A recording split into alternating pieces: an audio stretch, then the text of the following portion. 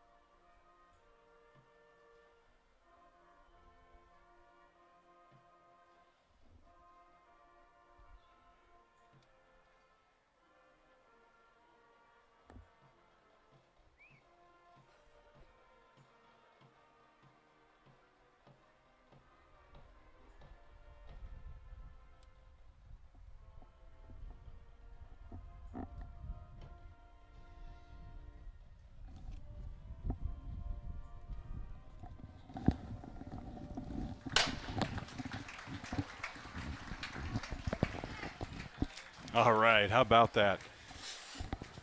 Well, ROTC action there. At the Yeah. end. That caught me by surprise. Yeah, we bit don't have that unexpected. over at Bishop Dwenger. Our thanks to the Concordia Marching Band for that rendition of the national anthem. So, Corey, as we look at this matchup, Bishop Dwenger's had the upper hand. They've won 16 of the last 17 meetings between these teams, and the last 4 have been won by the Saints by an average of 24 points. The only win by Concordia in those last 17 meetings was in 2016, and that was the year, as you mentioned, that the Cadets went all the way to a Class 3A title. So, and the other number to look at in those 17 meetings, Bishop Dwenger has held Concordia to 14 points or less in 14 of the 17 meetings. So the Concordia offense struggling this year, as they have always done against Bishop Dwenger. Yeah, and the Saints defense, honestly, struggling a little bit coming in. Sure. Some uncharacteristic mistakes. In fact, errors in scheme, trying to cover Nate Anderson from Homestead and Jamison Coverstone from Carroll in straight man without any safety help the last couple of weeks. I would hope that they would remedy that situation and try to get right tonight against a Concordia group. All right, tonight's scoreboard is sponsored by St. Anne Communities. St. Anne's offers rehab, a nursing facility, memory care, as well as assisted and residential living, and is the only senior living community in Fort Wayne that offers daily mass and sacraments. St. Anne's is proud to support the Saints and the many Fighting Irish from Central Catholic that reside at their facility. Corey, let's talk about some keys to tonight's matchup. Absolutely, Eric. Well, anytime after a loss, much less 2 in a row, you expect a team to get back to basics. And for the Saints, that starts with defense. They need to get their swagger back on D, stop the run, rush the passer. They've proven the last 2 weeks that they may not be the best man coverage team, so I'd expect them to work in some zone coverage tonight, or at very least give their corners some help with safeties over the top. On offense, I expect the Saints to revert back to their power run game with a lot of I formation and power I tonight. This will work against Concordia, but I'd personally like to see them do the opposite in the run game and spread it out to run the ball a little bit with spread formations, because I think the Saints are going to have a tough time lining up in power formations all night long and beat Lewers and Snyder in the next 2 weeks. And those spread formations help make it easier to get the ball to their playmakers, Sioka and O'Keefe, the 2 best playmakers on the team, quite frankly. And they come in, I believe, Sioka's got 12 catches and O'Keefe's got 10. So in 5 games, their best 2 playmakers have touched the ball 22 times. That's all. Yeah, it is staggering, especially if you're a Bishop Dwenger fan used to the offensive and aerial fireworks of the last several years. It is a different brand of football right now as the Saints offense still gets its footing as, can you believe it, we're going to be 2/3 of the way through the regular season after tonight. So we're looking forward to seeing what the Saints can accomplish on offense. And it sounds like at quarterback we might have a change in the guard, so to speak. Yeah, I think Bodie Dickerson is going to get the opportunity to take the reins tonight. Bodie is, he did a nice job in the second half last week. Completed 7 of 12 passes, I think, around 129 yards. And, I think that he's gained an opportunity. Again, it hasn't been all on the quarterback position, but their inability to run it last week put a lot of pressure on Evan Springer. And I just think, they're not only playing for, the rest of this year, but they may be looking ahead to next year, going with the junior for right now. Yeah, and there's no doubt in terms of who gives you the best chance to win right now.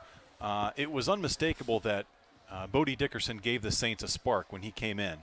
He energized their offense, and along with that was a return to the run game through the hands of KJ Tittman. Well, and he presents an opportunity to throw the ball down the field a little bit. If you look at the stats, Evan Springer is completing, when he completes a pass, it's about 12 yards on average, whereas Bodie Dickerson, every time he completes a pass, the Saints pick up 18.5 yards. So it just seems that Bodie and his opportunities has been able to stretch the ball down the field a little bit more. That he has. Well, as you can see, we have the ceremonial coin toss going on at midfield as both teams have hit the field. Saints are in their white away jerseys, and the Concordia Cadets in their black jerseys with dark numerals, and that's going to be fun all night. We will, I'm sure, whine about that more than once throughout the course of the evening. We'll do our best to keep up on that. The last time these two teams met last season at Shields Field, it was a 38-12 Bishop Dwenger victory, and I want to take you back to that game, Corey. The lasting image in my mind is Vinny Fiacable picking up the football off of a fumble and rumbling and bumbling 65 yards down the middle of the field for a touchdown. And that just that summed up the game right there. It's funny that you mentioned Vinny. The Indiana University offensive lineman is actually on the Saints sideline tonight. I got a chance to talk to him on my way in. He didn't travel to the Western Kentucky game with the Hoosiers this weekend, so took this opportunity to come home and try to inspire his Saints a little bit, I think. Awesome. Well, as they just reported, Concordia has won the coin toss. They have deferred to the second half. So it will be Bodie Dickerson and the Saints offense getting set to go as we kick things away here at Zollner Stadium. Beautiful 70 degrees outside. The sun just barely peeking over the trees there.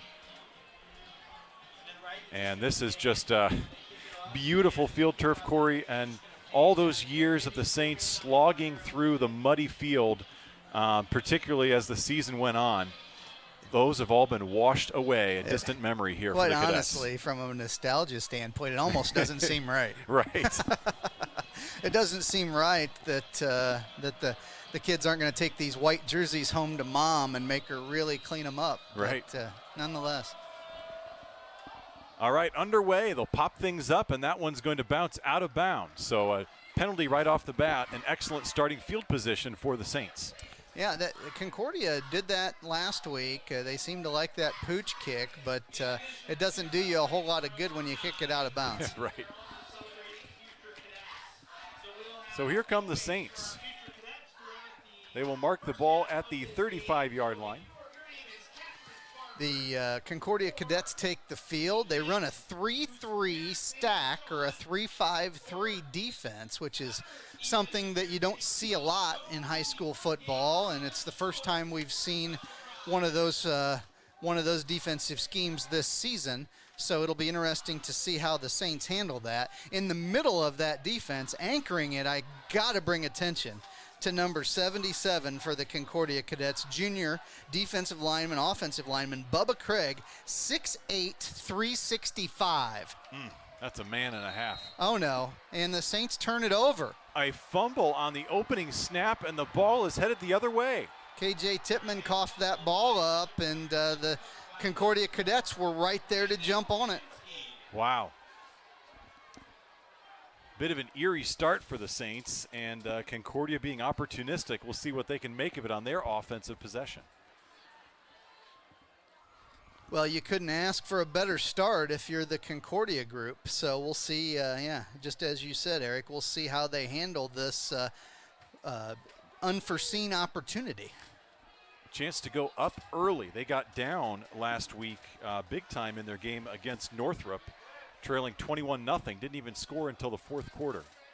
So here's Eli Maddox, the junior signal caller. He'll hand it off and spun down right across the line of scrimmage on the opening play. A little power play off the left side. A right guard pulled out in front of, I think that was 22, Dontrell Johnson. Yes. Their leading ball carrier this year, 88 carries, 350 yards, and 3 touchdowns on the season.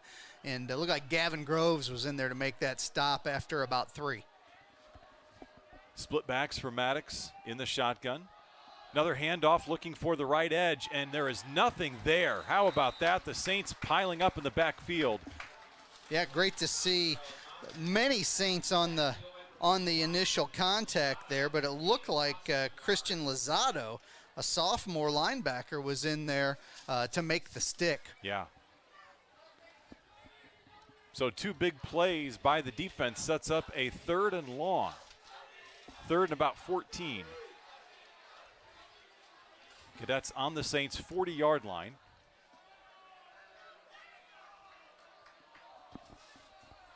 Split backs again for Maddox. Now a man in motion. Fakes the handoff, looking to throw. Maddox zings it down the field. He's got a man open and just overthrown the intended receiver. That was Landon Kaczynski. Really good throw over his outside shoulder, but just unable to connect there. And there's one sight for the Saints defense that I am thrilled to see tonight, Eric, and that is the sight of Jack Tippmann lined up at defensive line. Well, haven't had Jack for a couple of weeks. We were concerned it was going to be a longer-term injury, but he's out there tonight, and that is great to see, and that's great for the Saints. Yeah, he was sorely missed, particularly in those last 2 matchups against Carroll and Homestead. So here we have a 4th and 14 situation, and they've lined up to punt, I believe. Parnan has handled these punting duties. That one's going to be sky high and will bounce out of bounds inside the 20-yard line. We'll see where they mark it.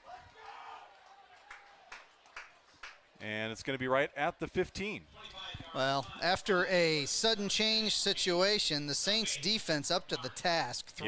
Three and out, force the punt and get the ball back. And that's a huge stop from the Saints defense to prevent any momentum by the Cadets. So Saints not nearly as good of starting field position this time on their own 15, but preserved the shutout thus far. And now Bodie Dickerson is going to be under center. Unbalanced line. Here's the handoff. Just another short gain. And did they get the ball Cadets again? are claiming they have the football again. Oh, my goodness. And they do. That is 2 fumbles in a row from K.J. Tippmann. Unbelievable. Usually sure-handed senior coughs up the football, and the Saints have gone fumble on their first 2 offensive snaps of the night. Not sure I've ever seen anything quite like it, No. to be honest with you. No, at least not out of the Saints. You want to talk about a gift, and Right. Concordia is going to be kicking themselves if they don't take advantage of it in some way. So an even stouter challenge now for the Saints defense. 1st and 10 at the 16-yard line. Here's Maddox. Handoff, Johnson through the middle, and he's going to tiptoe his way close to the 10-yard line, mark him down at the 12. It's a pretty good little run on first down there from the Cadets, picked up about 5, and the thing that they did with that, Eric, is they didn't go east or west. They went straight ahead north and south into the teeth of that defense, and that may be the way to play them. 2nd and 5. Another handoff, Johnson through the middle. He's going to be close to the 5-yard line. Looks like enough for a first down. Did it again. I think the same play. They're just running a straight dive right up the middle, and it kind of negates a speed defense's ability to make that play east and west by running right at them. I like the game plan. 1st and goal, Cadets. Ball right at the 5-yard line. Here's Maddox. Handoff to Johnson again, looking for the left side, and he's tripped up in the backfield. Looked like Lozada again. Yeah, nice little power play by Concordia. Pulled that guard again out in front of Dontrell Johnson, but we're unable to pick up any yardage there. Able to fall forward back to the line of scrimmage, so it will be 2nd and goal, still at the 5-yard line.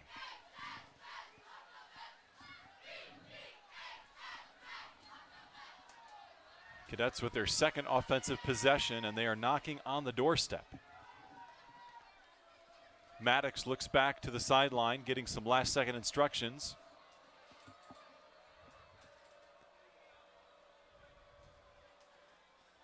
Here's a snap. Johnson again around the left side of the line. He's going to get maybe a yard on that play. Went with a little split zone kind of play where they bring their H-back in motion and kick out the backside defensive end, and he was able to pick up a couple there, but it's going to bring up a 3rd and goal from about the 3, I believe. Well, Maddox hooked up for a couple touchdowns late in the game last week. Finding Xander Bratt and Landon Kaczynski. We'll see if he looks their direction here. Rolls to the right. Pressure is there. Slings it into the end zone. And a diving effort. Is it picked off? I think Cole Carey picked that off in the end zone. Great defense there by Cole Carey, stepping in front of that out route and picking it off. And the Saints escape again. Wow. Let's check in with Sean McBride on the sideline. Sean? Yeah, I got to tell you guys, I was right down here in the corner of the end zone. He went flat out horizontal to get that in deep coverage, and just a tremendous athletic effort that time by Cole Carey. Back up to you. Yeah. Can't say enough about the Saints defense there. You talk about sudden change as a coach. There were 2 sudden changes back to back, and both times the Saints defense was up to the task. And we are still 0-0 here. Not only up to the task, but didn't get any points. They Yeah. didn't give up a single point, even a field goal. All right, play number 3. KJ Tittman through the line. This time holds onto the football and picks up about 8 yards on first down. And that time they were in the shotgun. They spread it out a little more and went shotgun run, and that's what I would really like to see more of, quite frankly, from the Saints. Yeah. They still got the 2 tight ends, but they're at least going from a pistol formation. Here's the snap. KJ through the middle, bruising his way across the 35 out to the 36-yard line. Now that just looked easy there. I mean, there's just a straight-up zone run and pick up a first down in 2 plays. So maybe they woke up on offense just a little bit here. Saints are going no huddle. Here's the snap again. KJ picking and choosing his way, finds the right edge and ushered out of bounds across the 40. Yeah, this offense, you pegged it so wonderfully last week, Eric, when you said this offense needs KJ Tittman in the backfield. It really does in the run game. And he's making his presence felt right now, although he's coming out. Going to get a breather. Yep, and the Saints huddle up on that play. Going back under center with an unbalanced line here, Eric. For a 2nd and 5 play. Here's the handoff, and nothing there. Look like Corbin Till, I think, is on the carry there, but yes. Yep. 28, Corbin Till, the senior. So no gain on the play. 3rd down for the Saints. Quick snap, again a handoff to Till through the middle, and he's going to be stopped short of the marker, gain of about 2 yards. Going to bring up 4th down here. Yeah. 4th and short. The thing that KJ gives you that the other running backs haven't quite gotten there with is the yards after contact. Right. You know, his ability to break tackles and to not go down on first contact, not go down on arm tackles is the difference between him and every other running back they have right now. It is 4th and 2. Saints going for it on their own 43-yard line. Here's the snap. Handoff, KJ through the middle, pushing, and the line is pushing him forward. He's going to be close to the marker, but it might be short. I think he's going to be short. Although one official is on the far side of the field, is past the 45. No, they're going to give it to Concordia. They are. Wow. So for the 3rd time in the first quarter, the Saints have given the ball to the Cadets in Saints territory. Wow, a dubious offensive beginning, to say the least, for the Saints. they were moving the football quite well. They took KJ Tittman out, and it stopped. That's right. Let's check in quickly with Sean on sideline. Yeah, real fast, guys. I think there might be some transaction issues between the quarterback and the receiver and running core. But, again, he went forward on fourth because of the defense. That's right. And there's Jack Tittman. Yes. Welcome back to the Saints defense, 83, with that tackle for loss on the run play, and going to put the Cadets in about a 2nd and 11 situation. Well, and to Sean's point, the defense's performance on those first 2 drives affords you the chance to be a little bit more liberal with your play calling. Going to be 2nd and 11 for the Cadets. Maddox in the pistol. Here's a snap, fakes the handoff. Maddox through the air, single coverage downfield, and it is going to be overthrown. Looking for his man, Jace Parnin. Yeah, just not a real high percentage throw. Was kind of throwing it off his back foot. He's got plenty of arm, but not one that you're going to complete a high percentage of the time. Parnin, one of those players that actually was a St. Charles grad, played with a lot of these guys in CYO. Guys like O'Keefe, Sioka, Gavin Groves, Adam Lee, KJ Tittman. If you can imagine all of them on one football team. And CYO, they were unstoppable. Here's a snap, broken play. Maddox is going to have to roll out to his left. Deflected and nearly picked off. Jack Tittman was in there in his face, forced the deflection and nearly picked off and put a lot of pressure on the quarterback. Boy, they've missed that the last 2 weeks. That they have, and that's going to bring up a 4th down. 4th and 12. And it looks like Parnin is going to be back in punting formation.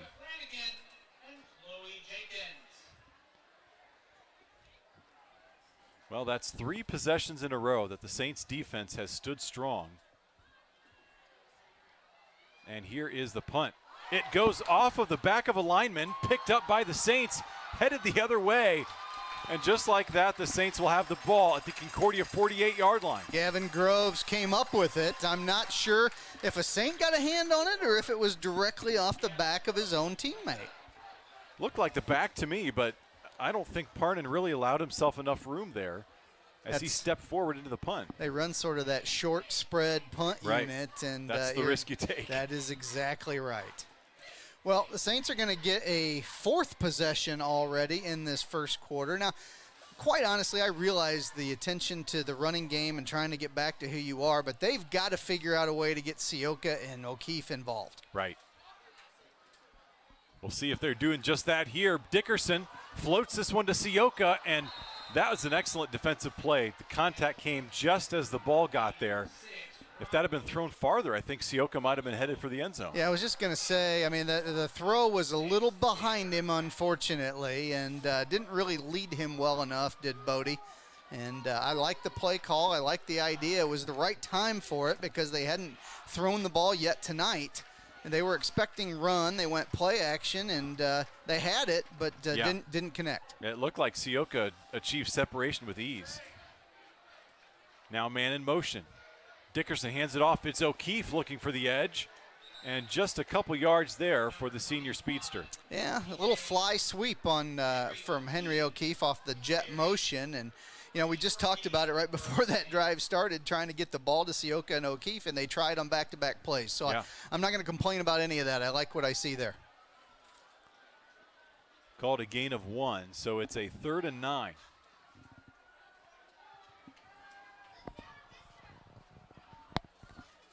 Passing situation, the Saints would love to keep this ball moving. First 3 possessions, fumble, and turnover on downs. They'll spread things out with trips to the high side of the field. Here's Dickerson. Pressure coming. He steps up. He's going to tuck it and run across the 40 and wrestled out of bounds.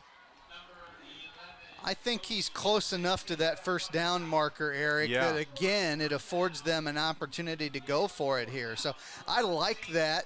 That's a you know, that's a play, that's a smart play. He didn't force anything. He picked up some yardage knowing that they could potentially be in 4-down territory, and brings up 4th and about 1.5 or 2. Yeah, pickup of 7 on that scamper by Bodie Dickerson. And here comes the 4th down play. KJ Tippmann in the backfield. Dickerson under center. They need 2 yards.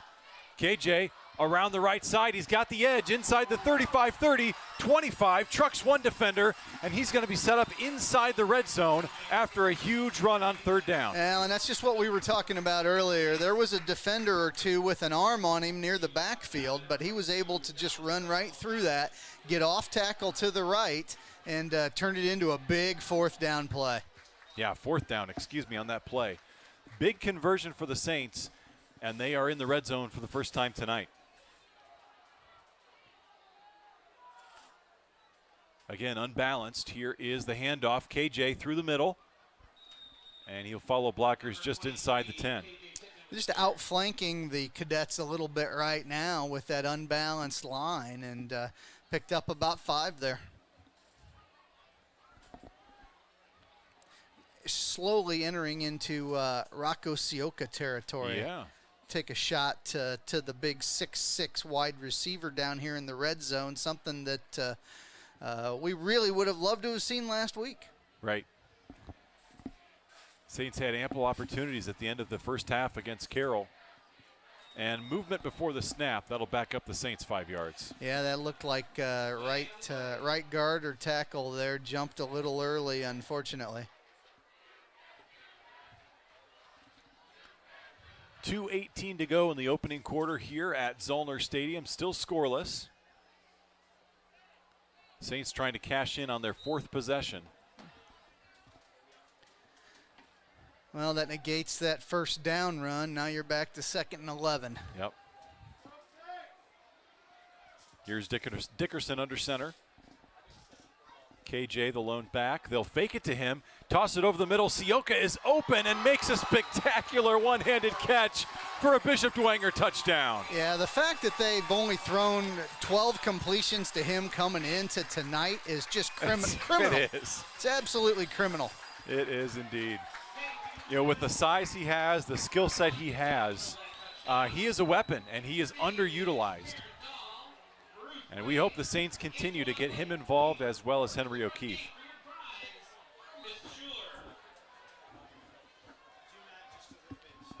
Waiting for a final man in, it's Gavin Groves.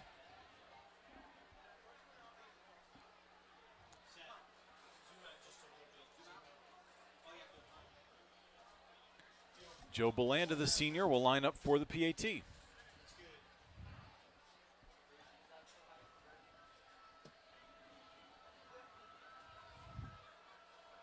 High kick, it is handled, and Belanda boots it through. So the Saints strike first. They go up 7-0 with 2:12 to go in the opening quarter. 7-0 Saints, your score. We'll step aside. You're watching Bishop Dwenger football on BDHS Media Productions. Can First Source help me get more space? We can help with that. Does First Source have banking that can keep up with me? This is open around the clock. Business is booming. Can you help me expand? No problem. Can First Source help me turn this into my own business? We're here for you. No matter what kind of banking you need, First Source Bank can help. Back at Zollner Stadium, 7-0 Saints is your score. After the touchdown to Rocco Sioka. You know, coming into the season, we knew the Saints would have a new man under center, but they had plenty of weapons around to be successful, and it's just been a matter of getting the ball to those weapons. And been a long time coming, but Sioka making good on that one, and Henry O'Keefe, another one of those guys, is a game changer anytime he touches the ball. Yeah, we're beating a dead horse there at this point, but no doubt about it. Those guys got to touch the ball more often. Kickoff fielded at the 20, and the Dwenger defense has him reversing his field and upended across the 22. Really nice job on special teams there by Ben Jackway. The junior defensive back was able to stay home, so to speak, when the cadet reversed field, and he was there to make the tackle and did so just past the 20.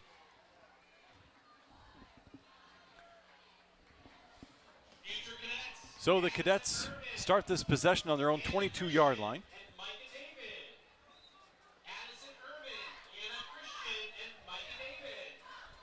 Here's Maddox in the pistol on first down. Hand off to Johnson through the middle. He's got a hole and just crosses the 25-yard line. They have had some success with that straight ahead dive play where they're not dancing around. They're just going north and south. And it's a nice first down play for them. Pick up about 4. Johnson had 74 yards last week against Northrop on 23 rushes, so only about 3 yards a rush. And that time, about another 3 yards, going to bring up a third down. Keep running the same play over and over, so they're getting a lot of use out of that dive play. 3rd and 5 is not really where they want to be. Right.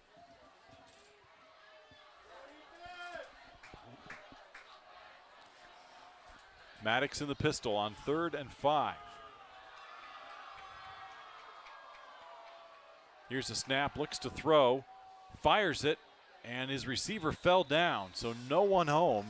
And 3 quick plays, Saints are going to get the ball back. They're resembling the old Bill Mallory Indiana offense. Run, run, pass, punt.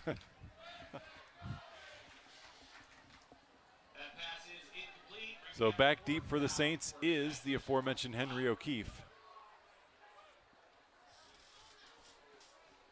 You mentioned the arm on Eli Maddox. He is able to get the ball out. Just at this point, matter of accuracy. About 56 yards, and that one nearly touched again. O'Keefe picks it up on the bounce across the 40-yard line, cuts up and drags a defender across the midfield stripe into Cadet territory. Really nice return by Henry O'Keefe. Again, those are the guys that have to touch the ball, and they're doing something with it tonight.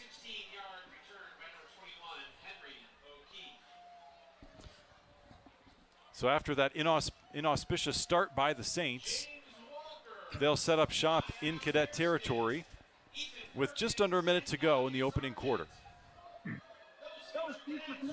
Let's check in with Sean McBride down on the sideline. Hey guys, got some real quick score updates for you. Snyder's up 14-0. Bishop Luers up 7-0. Carroll 14-0. Homestead tied with Northside 7s, and New Haven over Columbia City 7-0. Back up to you. All right, thank you, Sean. Here is KJ Tittman on first down, gets a couple. An unbalanced line to the left this time, and just a little run right up the middle for a yard or 2. Big Bubba Craig's for the Cadets a little slow to get up, but when you're 6'8", that probably takes a while to get up. It's a long way up from the ground. Yes, there. it is. That's what I was thinking. 2nd and 8 now. Ball resting on the 45-yard line. Dickerson in the pistol. Going to be handed off. KJ Tittman around the right side, inside the 40, 35, 30, bounces off a defender, and finally taken down at the 27. Not only a great run to bounce that outside, but he was getting great downfield blocking from his wide receiver, Henry O'Keefe there. Not only can O'Keefe do things with the ball in his hand, but he took that defensive back a good 15 yards downfield on that block. So Saints moving the chains as we reach the end of the first quarter. Your score after 1, Bishop Dwenger 7, Concordia 0. Be back for second quarter action after this. You're watching Bishop Dwenger football on BDHS Media Productions.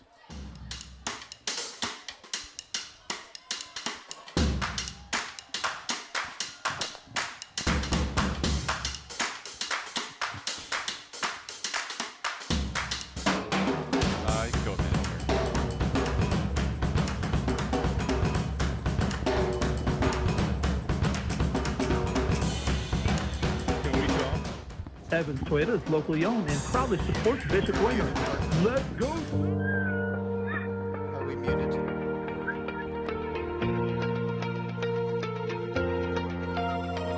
Go ahead. Yeah, so Tim Murphy texts that we are looking pretty spotty. I don't know if there's a way to help or anything.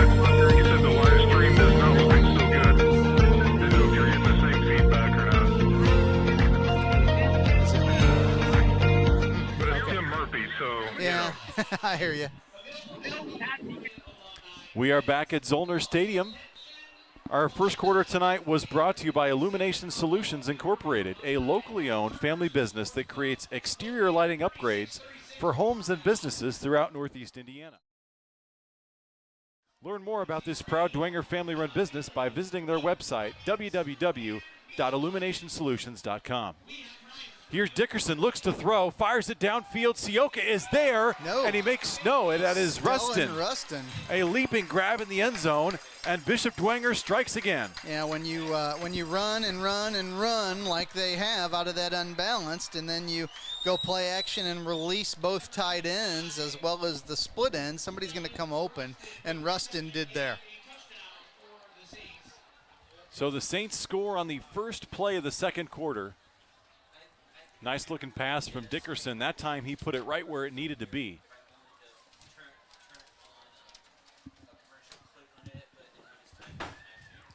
Saints lining up for the PAT, that swinging gate.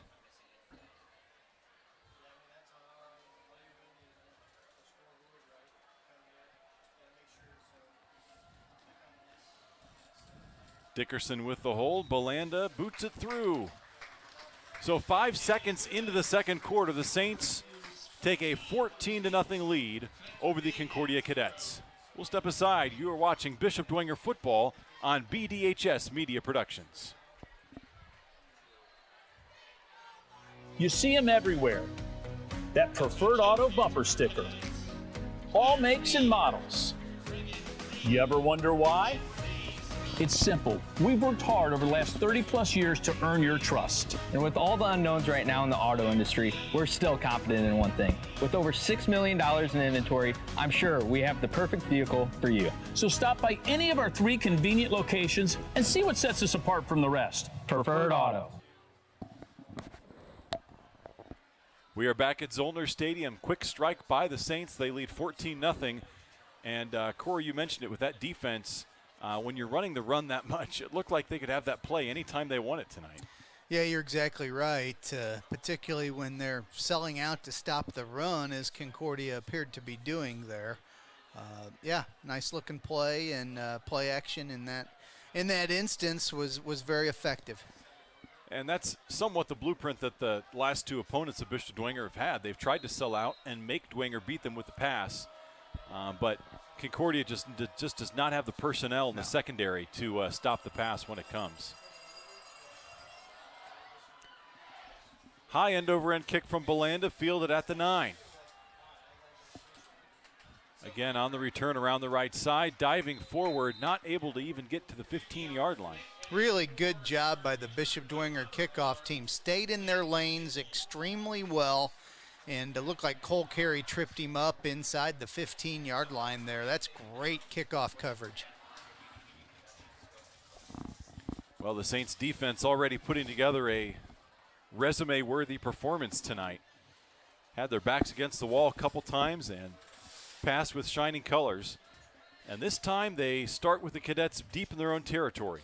Concordia has not mounted any kind of pass game whatsoever. Every pass they have thrown has been a very low percentage play way down the field, and they need to get some quick hitting, and well, they just chucked that one away. Yeah. I think it might have been maybe supposed to be a screen of some sort. I don't know. I can't even tell what they were setting up there. That would be my guess, by the way the quarterback kind of chucked it into the ground. That's what you usually see when the screen's not there.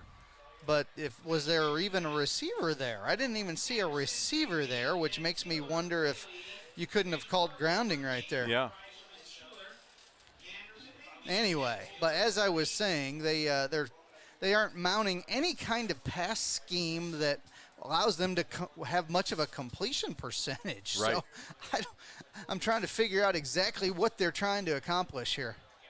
Yeah, they haven't tried any quick slants or comeback routes or anything, and now a timeout taken by the Saints. No, I think that was a Concordia. Yeah, Concordia offense needs a little restructuring on the sideline. Well, we'll step aside as well. You're watching Bishop Dwenger football on BDHS Media Productions.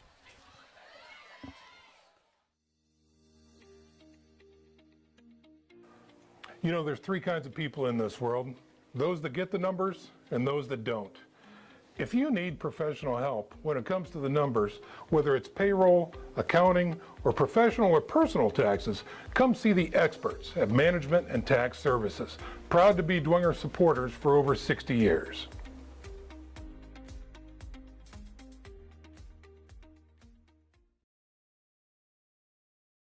Back at Concordia High School, Cadets out of the timeout, facing a 2nd and 10 from their own 14-yard line.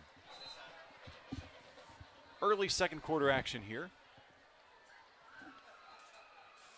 Two wideouts to the near side, man in motion. Maddox looks in that direction. There's the quick hitter over the middle, and good for a gain of about 6 or 7 yards. Yeah, completed to number 4 there, Landon Kaczynski, and did a nice job there. Just a little quick slant by the inside receiver, and that's the kind of passing game that they've got to start going to here if they want to make any hay. They're not going to have any consistency throwing fade after fade down the field. Right.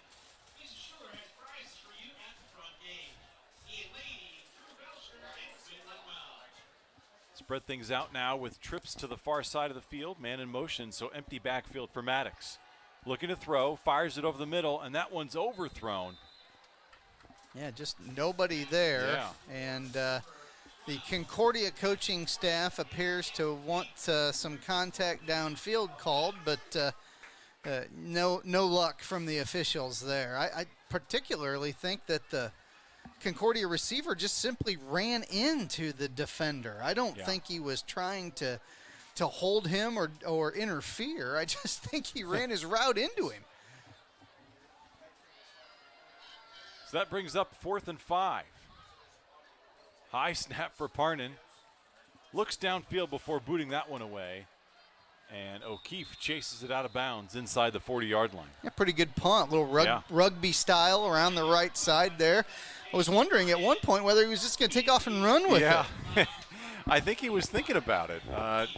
In that direction, that's what the rugby punt kind of affords you the opportunity to do. It's a great play if you make it to the first down sticks, but if you don't, you'll never hear the end of it. Yeah, you may not get to punt again. Right. So you had to take that into consideration. So Pardon elects for the punt and gets away a good one. Saints are going to spread it out here a little, 3-by-1. Yep.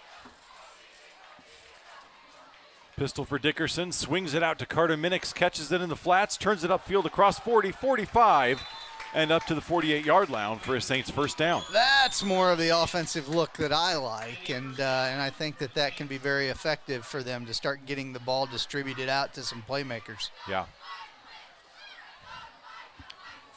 Carter Minix, the talented sophomore, hasn't had a lot of touches this year, but he's shown some flashes when he touches the football. Now the trips bunch down to the near side of the field. Dickerson and Pistol. Here's a snap. This time KJ Tippmann takes it around the left and sidesteps through defenders, now back to the outside, and he's going to have another Saints first down. And when you spread them out in a 3-by-1 formation, you see how that opens up the run lanes for their running back, KJ Tippmann. So, that spread look works in the run and the pass, and great run by KJ there. That was what the Saints went to in the second half against Homestead, spreading things out, and had a measure of success. Of course, the game was out of hand by the time they did that, but able to kind of hold serve in the second half. Again, trips to the near side. And Dickerson's going to keep it this time. Design quarterback run. He's got 3 blockers down there, and he's going to go inside the 30-yard line for a nice first down pickup. Yeah, and that's something Bodie can do for you. Use him in the run game. He's another running back in the backfield. He's very athletic and does a nice job of picking up the first down there. Yeah, I think deceptively athletic. Yeah.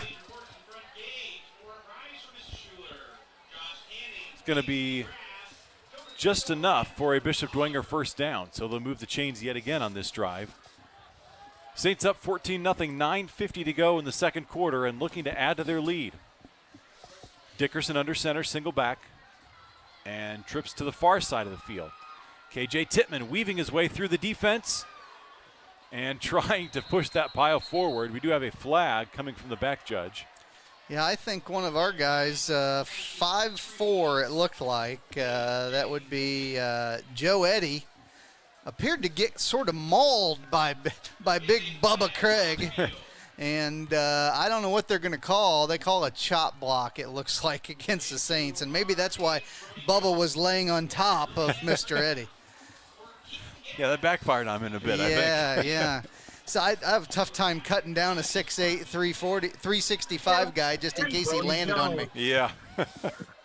Let's check in with Sean. You know, guys, it looked like a chop block, but Joe Eddy was standing at his full height. I mean, you know, there's a significant size disparity.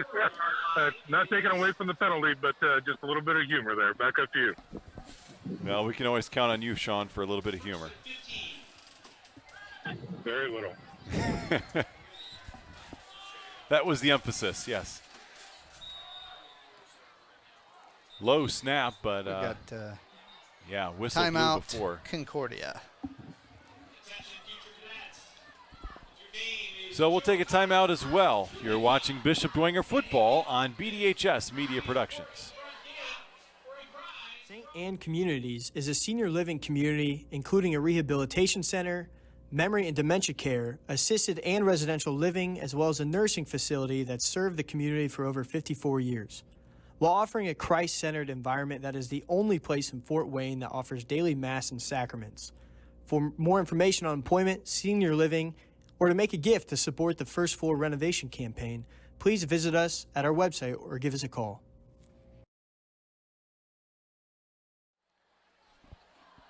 We are back at Zollner Stadium. 14-0 your score. Second quarter tonight is brought to you by Evans Toyota, located at the corner of Lima and Coliseum and online at evanstoyota.com. Evans Toyota is a proud supporter of the SAC and Bishop Dwenger High School. See Chad Vogelweed for a Toyotally excellent buying experience. Still marking that penalty off here. Yeah. I'm a little confused, frankly, by what just took place there. That seems to be further back than they were going to start before the timeout. Yeah. Looks like they marched part of it off and then called a timeout and marked some more. So first and long, quick quit out to Henry O'Keefe, and like a rocket down the sideline, picks up a nice chunk on first down. Yeah, just a quick now screen. Just pick it. You know, that's one of those where Bodie gets the ball from under center, doesn't even find the laces, and just chucks it outside to O'Keefe and let him do something with it in space. It's great. Well, it was 1st and 22. O'Keefe picked up about 13 yards, brings up a 2nd and 9.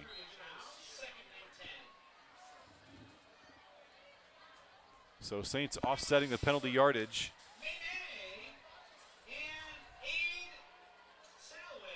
This time, twins to each side for Dickerson in the pistol.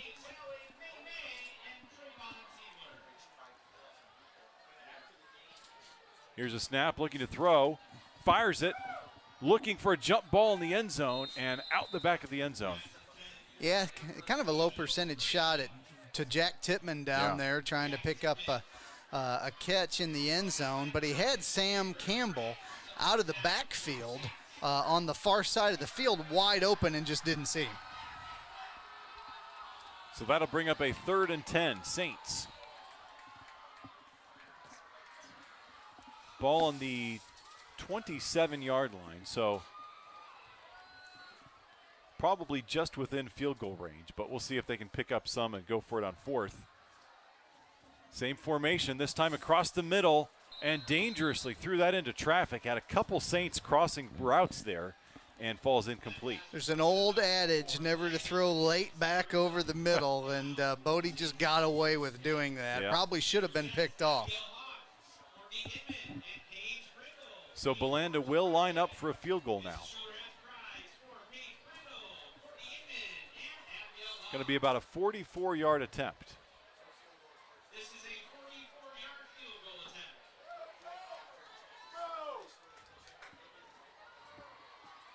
Dickerson to hold for the Saints. Snap is down, kick is up. Got enough leg, and it is good. Belanda connects from 44 yards out, and the Saints now lead 17-0 in the second quarter. Yeah, what a great luxury to have a kicker that can boot a 44-yard field goal in high school football. Yeah. That's very impressive. So the Saints take the lead, and the Cadets trying to hang on here. You know, Corey, this is when the game kind of got out of hand for them last week in the second quarter. They were only trailing 7-0 against Northrop. Deep in the red zone, trying to find the equalizer, but turned the ball over on downs. And then 2 plays later, Roosevelt Norfleet hit C.J. Davis on an 81-yard touchdown throw to go up 14-0. Yeah, the Cadets just haven't seemed to be able to get out of their own way tonight. Very little positive production, quite frankly, and much of anything. Offense, defense, or special teams thus far. Well, can you count 2 fumble recoveries and forcing the Saints into a turnover on downs? I think those were self-inflicted. But if I was the Concordia defensive coordinator, I'd be counting them. There you go.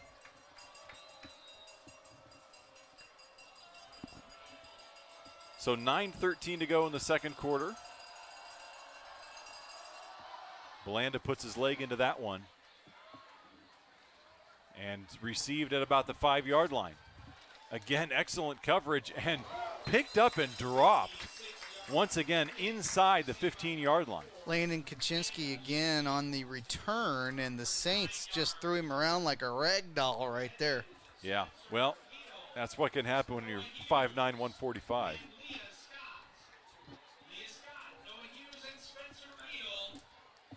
Yeah, pretty critical series here for the Concordia offense. They've got to get something going where they can figure out a way to get some points, and not easy to do that when you're starting at your own 13. Right.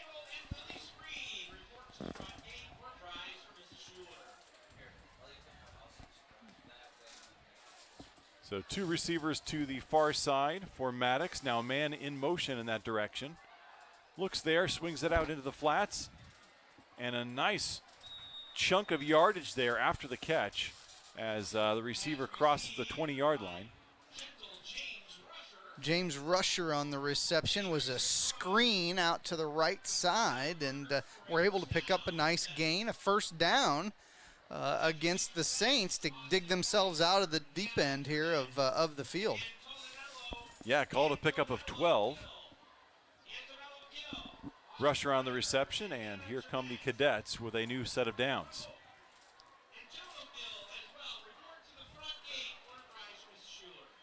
This time trips to the near side, man in motion. Fires it across the middle, tipped and then caught. Kaczynski's still there after the Saints got their hands on it. A little tip drill there to their own receiver. A defender from the Saints got a paw on it, but was unable to do anything but tip it up in the air, and it turns into a completion for Concordia. Good for 7 yards. 2nd and 3 Cadets.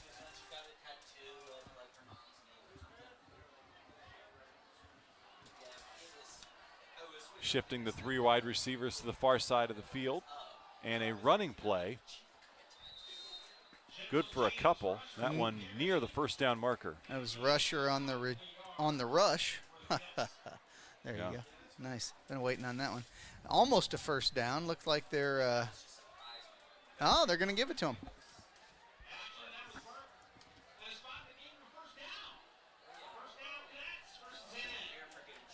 Yep, they'll move the sticks. 7.5 minutes to go until halftime. Maddox in the pistol again, handoff. Not much there.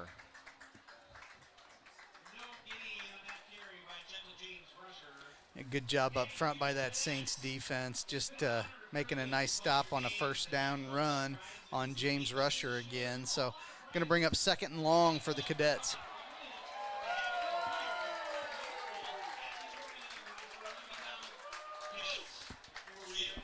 Rusher had 92 yards receiving on just 3 catches last week. getting involved with the run game tonight. 2nd and 10 Cadets. Movement before the snap. Might be on the offense. No, they're going to call it on the D. I didn't see anybody jump across the line, but yeah, there was definite movement, but I thought they all stayed behind the line as well. All right, well, they're down there and we're up here, so. 2nd and 5.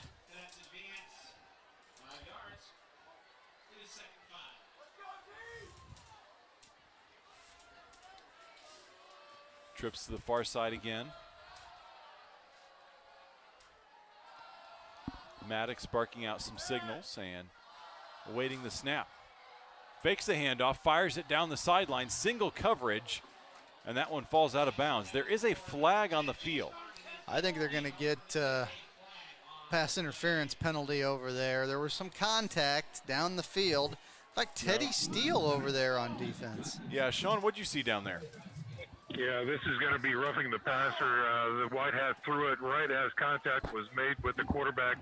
Number 25 from the Saints came in, had a big rush coming, had his head down, and planted the quarterback, and the official didn't like it. That's the one back here. I don't know about the one downfield. I was just going to say, yeah, there was another penalty downfield. They must, I imagine the roughing the passer probably is the harsher of any penalty they would call, so I'm sure they'll accept that one anyway. Yeah, 15 yards for the personal foul. That was Mitchell Vogelweed applying the pressure. So that's going to be a first down, Cadets, and they will mark the ball in Bishop Dwenger territory at the 46-yard line. 1st and 10. Handoff and trying to drag a couple white jerseys forward. Rusher doesn't even get back to the line. A great job by Jack Tippmann. He sniffed out that power play and kind of replaced the guard that pulled and brought Rusher down in the backfield. That was a really nice play by Jack Tippmann. Once again, showing you just how much they missed him the last 2 weeks. 2nd and 11 after the loss of 1. Empty backfield for Maddox. Saints showing pressure. Now they back off. Maddox fires it, overthrown, and somehow caught by the receiver, cutting inside the 20 and taken down at about the 15. Great throw and catch, quite honestly. I didn't get a number on the receiver across the field there, but number 10, it looks like 10 on the reception, and that would be Jace Parnan. Yeah. You know, that's who we should have guessed anyway. He's been been one of their best playmakers all season long. So the Cadets in the red zone now. 1st and 10 on the 12-yard line. We'll see if the Saints defense is up to the task yet again. Man in motion. They'll fake the jet sweep, hand it off through the middle. And once again, the Saints defense is there for the stop. Not much there. Not much there. Good job up front. Look like 44 at the bottom of the pile there, and that's Sam Trebleware.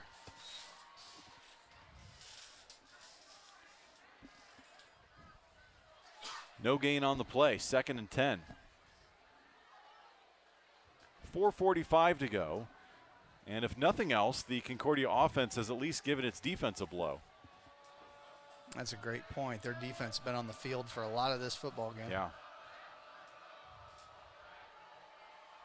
Here's Maddox, fakes the handoff, rolls to the left. He's got pressure, rolls back to the right, tries to get it to his man, and incomplete. Probably better off that it was incomplete anyway because it was behind the line of scrimmage when he fell on it. So yeah, I think it would have been about the same either way. Yeah.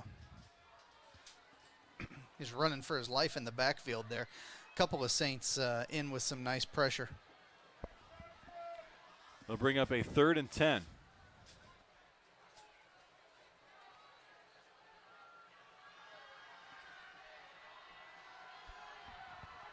We saw Cole Carey come up with an interception on the Cadets' only other trip to the red zone tonight.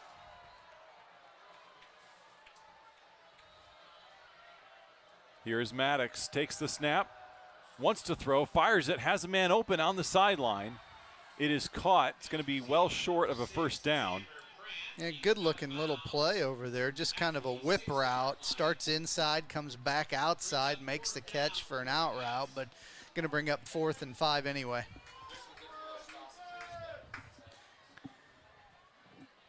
Looks like they're going to keep the offense out there. You know, a field goal makes it a 2-score game, but I think trailing 17-0 in the second quarter, they want to try to go for 6.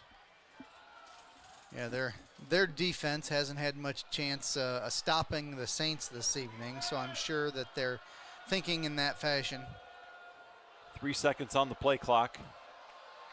Here's a snap, Maddox to throw, and a flag. Looks like they might have jumped early.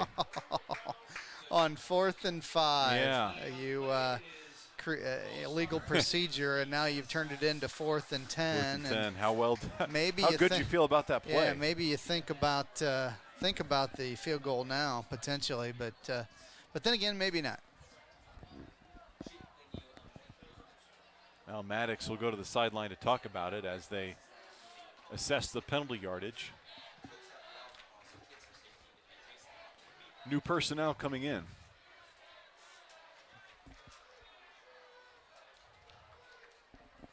Attempting a field goal and making a field goal could be two different things, though. We'll see what kind of kicker the Cadets have tonight. Yep, going to be a 28-yard attempt. High snap, he is down. Line drive kick, it looks good, and it is. It's a nice boot. That would have been good from another 10, I think. Yeah. Looks like maybe try to get the number on that. Sam Bruno, 91 on the kick there. The senior kicker for the Cadets, and nice job getting them on the scoreboard. So the Cadets make it a 2-score game. 17-3 is the Saints' lead. We'll step aside. You're watching Bishop Dwenger football on BDHS Media Productions. Hi, sports fans. Sean McBride here, inviting you to try the Barbershop experience. St. Joe Center Barbershop, located at the corner of St. Joe Center and Maplecrest, prides itself on professionalism, cleanliness, and a family-friendly atmosphere. In their 3rd generation of family ownership, they have a combined experience of over 125 years. Give them a call at 485-6981. It's my barbershop of choice. That's St. Joe Center Barbershop at 485-6981.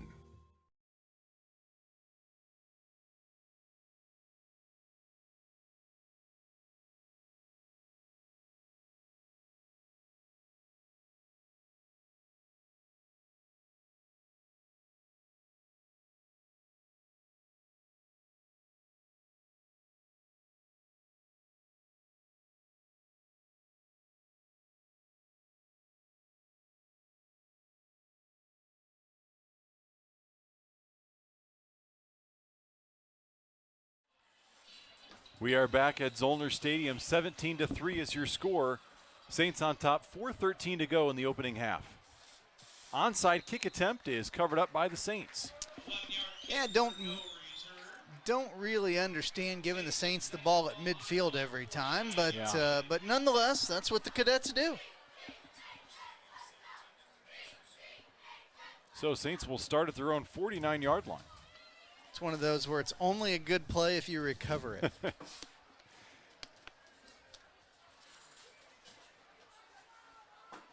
We'll see if the Saints can check off a few more boxes here. Staying in their spread mode, 2-by-2 now. Yep.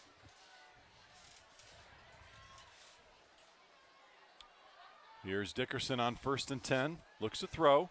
Screen pass set up for KJ. Across midfield. 45-40, 35-30 down the sideline, got a blocker, and out of bounds at about the 20-yard line. That's a nice looking screen play. They spread everybody out, 2 receivers on each side, send them down the field, and then just drop it right over that defensive line to KJ Tippmann, who picks up a monster gain. That's a nice looking running back slip screen. That it is. 29 yards on the pickup. And they are knocking on the door of the red zone. 1st and 10 on the 22, trips to the near side. Dickerson on the handoff. KJ Tippmann looked like he lost the football again. He did. Concordia came up wow, with it. 3 first-half fumbles for KJ Tippmann. Wow, that's something you didn't expect to see. No. I don't remember him coughing up the football 3 times total before. And not his night in that regard.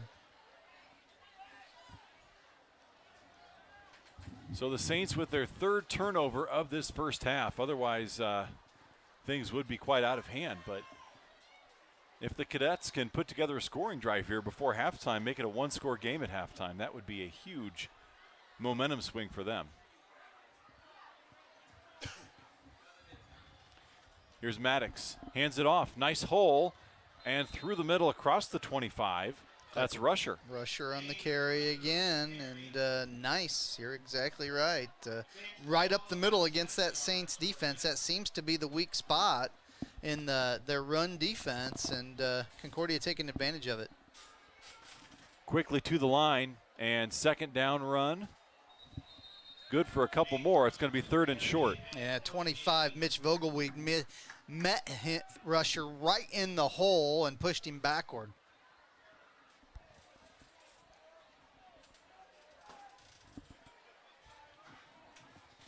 So the Cadets are going to have about 2 yards to try to keep this drive going.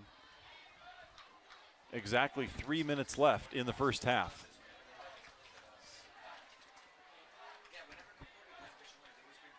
Here's a snap. And whoa, big hit on the near side. Adam Lee read that screen like a book. He sure did. Came off the block and almost was, he almost read it so well that he was early before the ball got there, but timed it up perfectly and laid a lick. That would be close probably to earning the Swamis tag of the week. Yeah. On Northeast Indiana game night. Nominee for sure. So that's going to force an incompletion and punting situation. Parnett boots it away. That one more off the side of his foot, and the Saints are going to be starting in Cadet territory.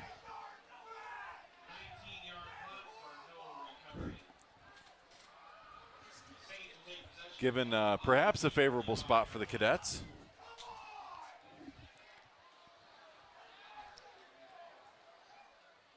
Nevertheless, a short field for the Saints. They've got 2:49 to operate. Yeah, they're very fortunate. The defense has risen to the occasion so often tonight. Yeah. 3 turnovers in the first half, and still no points off of turnovers.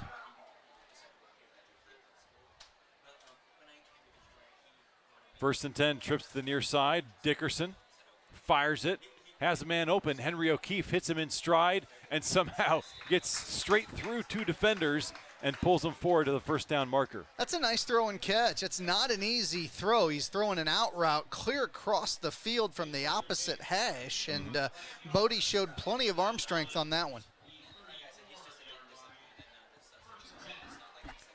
Yeah, apart from missing a couple targets early on, I think Dickerson has played a clean first half.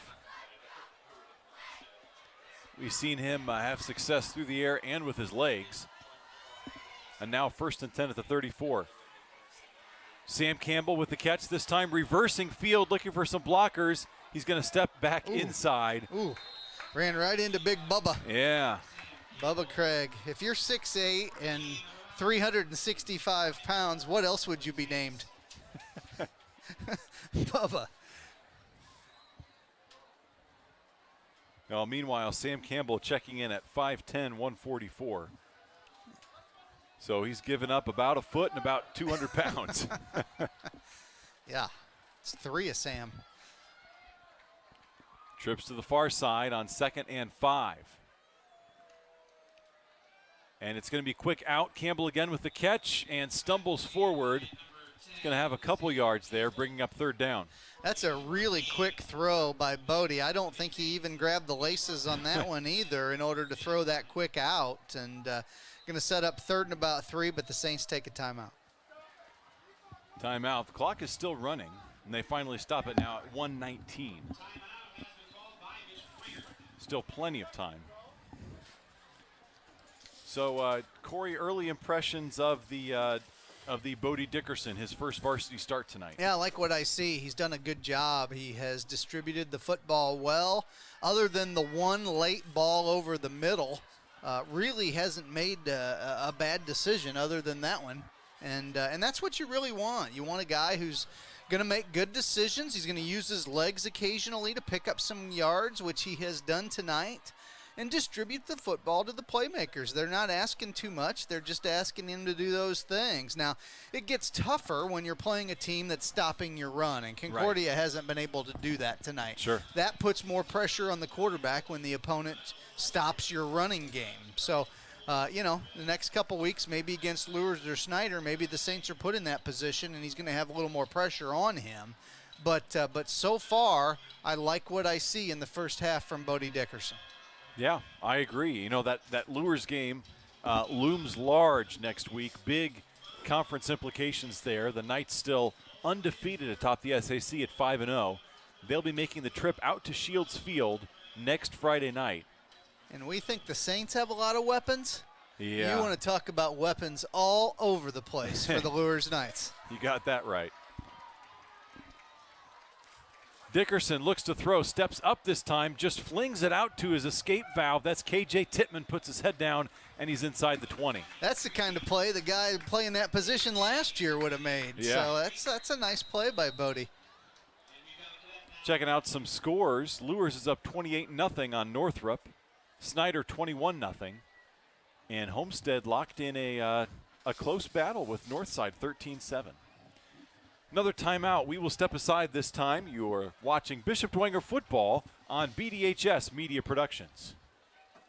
Tittman Group is a family-owned business that's proud to call Fort Wayne home. We build cold storage facilities all around the United States, run one of the largest cold storage companies in the nation, and lease office space in Fort Wayne, like inside the Lincoln Tower.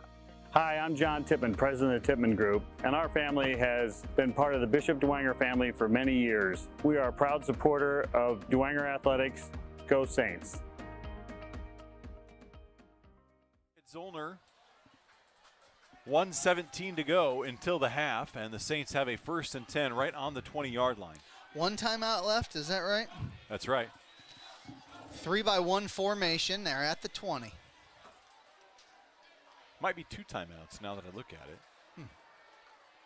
KJ Tittman's going to take this one. Pickup's about 5 yards. No, that's Aziz Dixon, rather. 5 yards on 1st down. Yeah, first time we've seen Aziz with the touch tonight. Maybe that's due to KJ's Butterfingers earlier. Always good to get some fresh legs in there.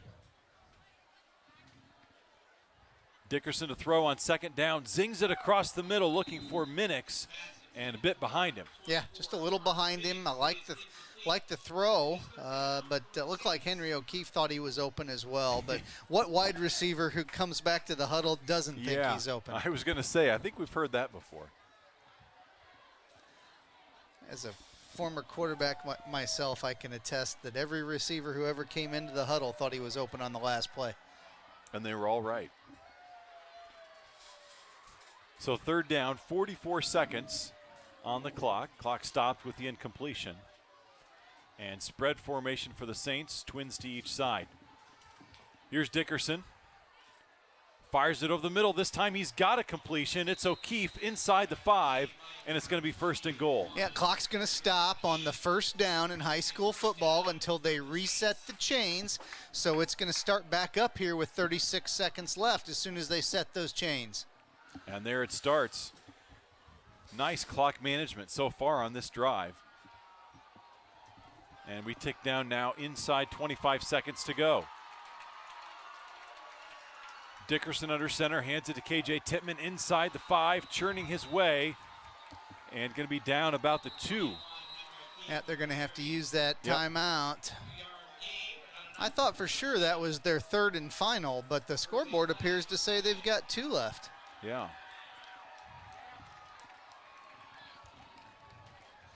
So now they'll have 1. So 16 seconds left. It's going to be 2nd down. So conceivably you could run this on 2nd down. See, I'm not sure about that. They haven't adjusted the the timeouts yet on the scoreboard. I don't think they've got any left.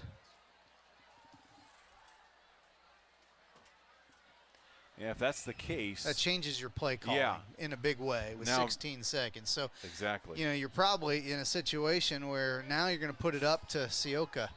You really can't run the ball here. I mean, the only way you can run the football is if you can figure out a way to guarantee you're going to score, because if you get stopped, it's the end of the half. Sean, what do you think down there on the sideline? Well, I tell you what, there's still some confusion. I'm waiting for the stripe to come back here. I think they may still have one timeout left after this. He's coming close. Let me see if I can get some clarification. Back up to you. All right, Sean efforting on the sideline. Yeah, either way, this series, you only have time for about 2 or 3 more plays. And let's see what Sean found out. Yeah, one left. They have one left after this. Yeah. Well, that changes the play calling then. You can get in the I formation and run the football again if you've got another timeout left. Ball on the 5-yard line. Scoreboard says first down, but now Concordia should be second down. Concordia will take a defensive timeout. Yeah. Well, with the timeout in your pocket, you could potentially run on first down, throw on second down, and then have time for one last play, whether or not you want to chuck it to the end zone again or kick the field goal. Yeah, it appeared to me they were lining up in an I formation. They had KJ Tippmann behind Sam Troubleware in the I. All indications to me were they were going to try to power it off tackle or up the middle and get in there with a running play. But we'll see what they come back with here. Yep.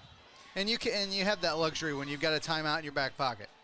Well, and I know the score is 17-3. Saints are in command, but these are the type of real situations that you want your new quarterback in his first start to get to experience for when you have, a big game where this is going to matter. Couldn't agree more. So a chance for the Dwenger offense to capitalize here in the final seconds of the first half. 16 seconds. And it is going to be a first down and 5. I formation for the Saints.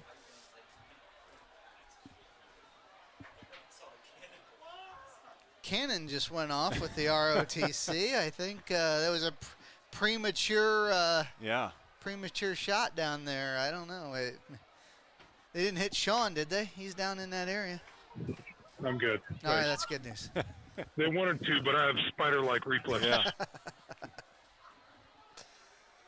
Here's the handoff. And that's a touchdown. That is KJ Tippmann walking into the end zone.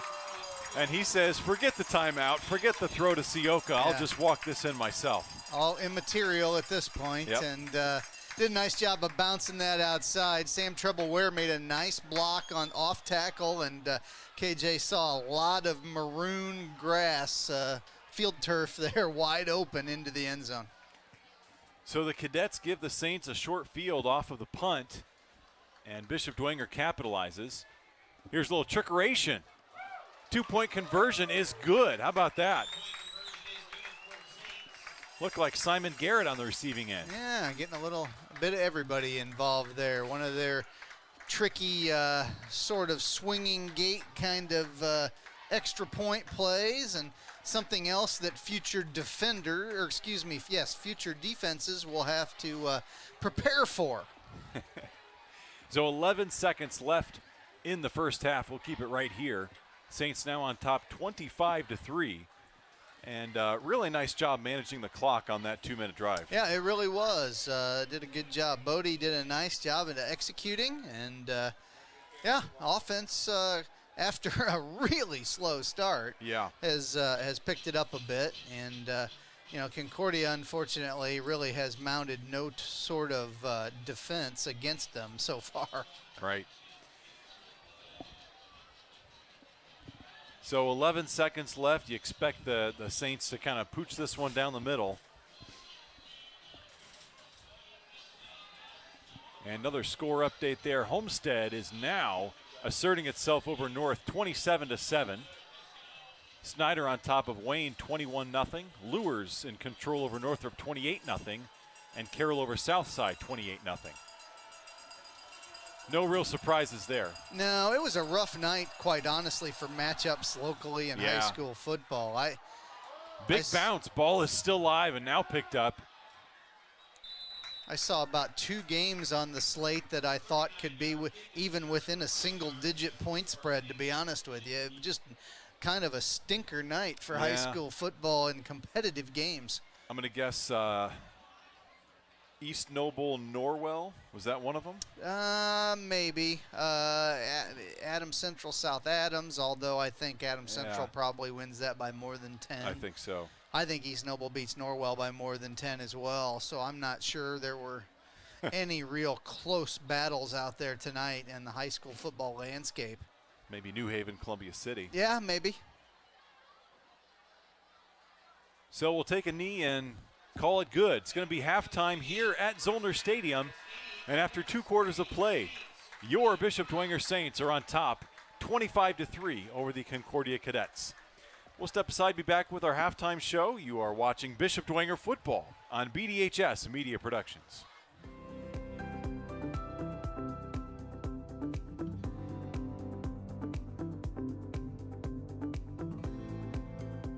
Many traditions have developed over the years in our hallowed halls that embody the spirit of our humble beginnings, and that makes each and every one of us part of the Dwenger family. This family of dedicated alumni, parents, faculty, staff, and friends have been preparing our young saints for the future, building upon their Catholic faith, expanding their minds, and enriching their hearts. Bishop Dwenger students are educated based on the foundation of 4 pillars: an academic life, a spiritual life, an active life, and a life of service. Focusing on these pillars helps us develop the whole person.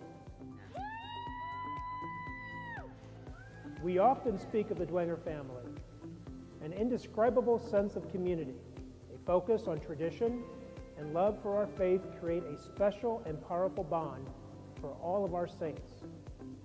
The commitment to Catholic education throughout the generations is also evident in the time, talent, and treasure the community shares with our school.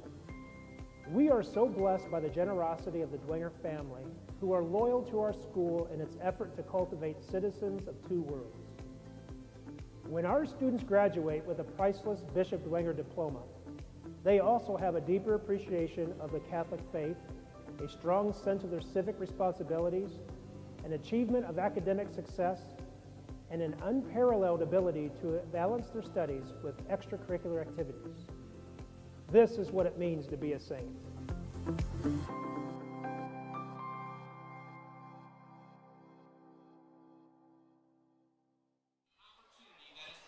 Welcome back to Zollner Stadium, homecoming night for the Concordia Cadets, and they trail your Bishop Dwenger Saints 25-3 at the half. Our halftime sponsor is First Source Bank. Are you ready to take a big step forward in life and set up your own bank account? First Source Bank has the perfect option for students. Our e-student accounts are simple to start, and they're designed to help you begin your financial journey.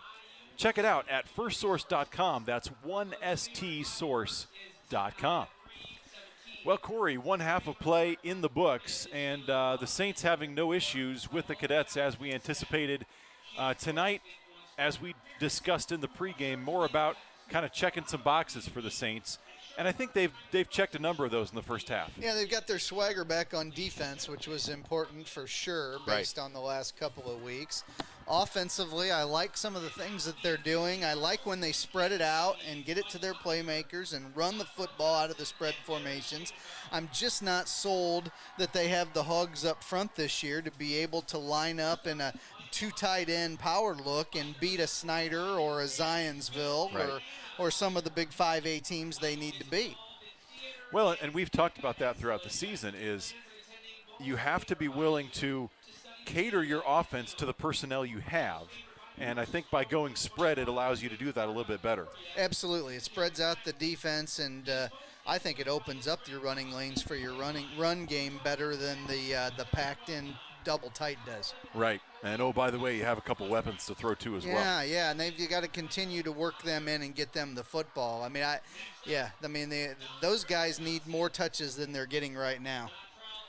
Yeah, I think O'Keefe especially in open space is just so elusive, and you'll be hard-pressed to find a quicker athlete in the area.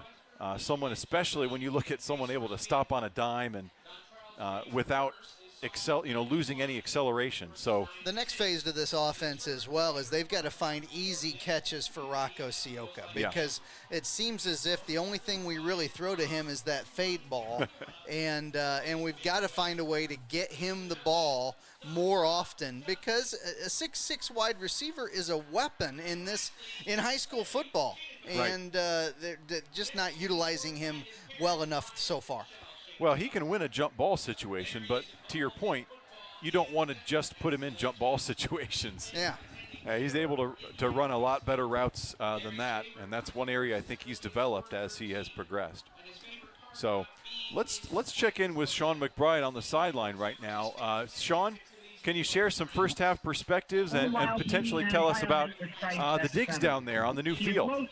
Well, yeah, I sure can. And first and foremost, I want to thank all the benefactors and administration at Concordia High School, because this place is phenomenal. I can actually walk on the field and not have to worry about my ankle getting rolled.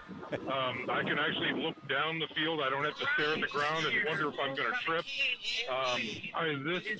They did it 120% correctly here. It is just an absolutely stunning playing field, and it looks fantastic, and so much history and so many beautiful games have been played on this field, and hats off to Concordia, because they respected it and they did it right.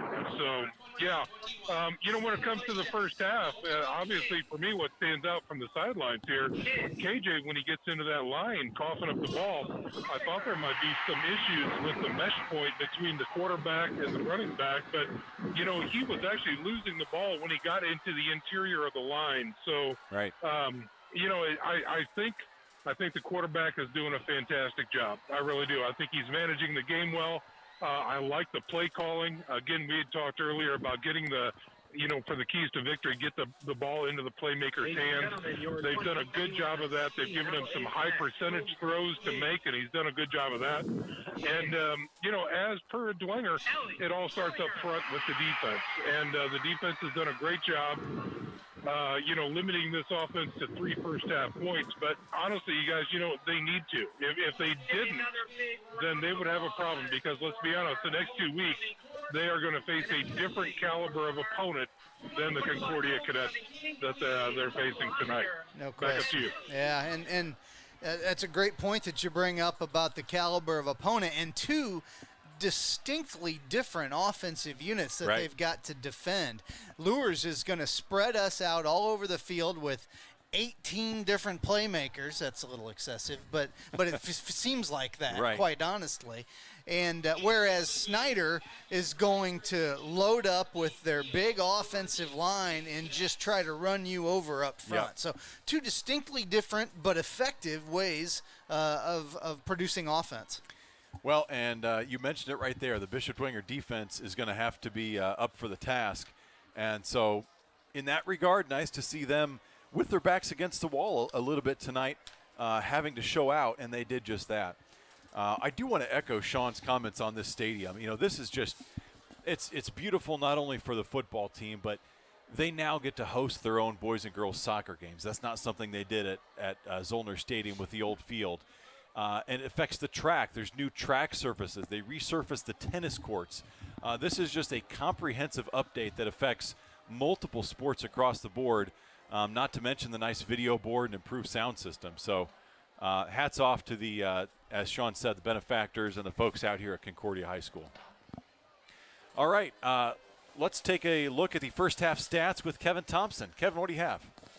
For the Cadets tonight, we had a total offense in the first half, 29 plays, 87 yards. Maddox is 5-14 with 65 yards passing, and they were 15 for 22 yards rushing. For Bishop Dwenger, 34 plays, 253 yards total offense. Bodie was 9 of 13, 123 yards in the first half rushing, led by KJ Tippmann, was 21 carries, 130 yards total rushing, but we had those 4 fumbles, but didn't lead to anything for the Cadets. 15 rushes by Concordia for 22 yards in the first half. I'd say the defense got their swagger back. Yeah, that's impressive stuff. And meanwhile, Dickerson matching nearly stat for stat his numbers from last week. So consistency there under center is big. All right, we're going to step aside and take a little bit longer break and then be back to talk about some scores and some SAC implications as we look forward here to the last third of the season. You're watching Bishop Dwenger football on BDHS Media Productions.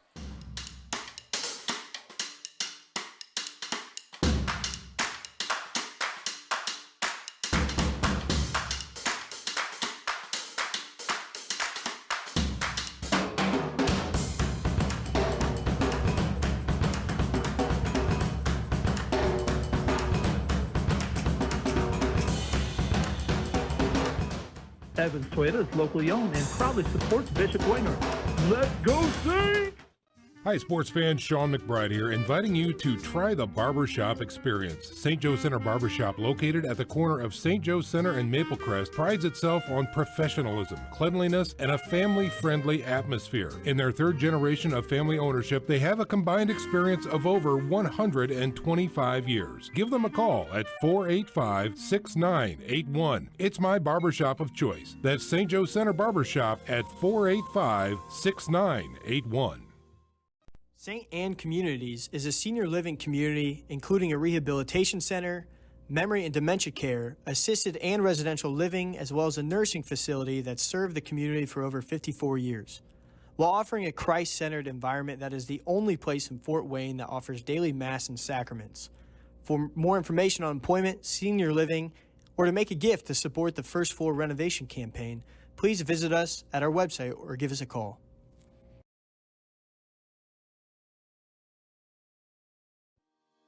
Tippmann Group is a family-owned business that's proud to call Fort Wayne home. We build cold storage facilities all around the United States, run one of the largest cold storage companies in the nation, and lease office space in Fort Wayne, like inside the Lincoln Tower. Hi, I'm John Tippmann, president of Tippmann Group, and our family has been part of the Bishop Dwenger family for many years. We are a proud supporter of Dwenger Athletics. Go Saints! You see them everywhere. That preferred auto bumper sticker. All makes and models. You ever wonder why? It's simple. We've worked hard over the last 30 plus years to earn your trust. And with all the unknowns right now in the auto industry, we're still confident in one thing. With over $6 million in inventory, I'm sure we have the perfect vehicle for you. So stop by any of our 3 convenient locations and see what sets us apart from the rest. Preferred Auto.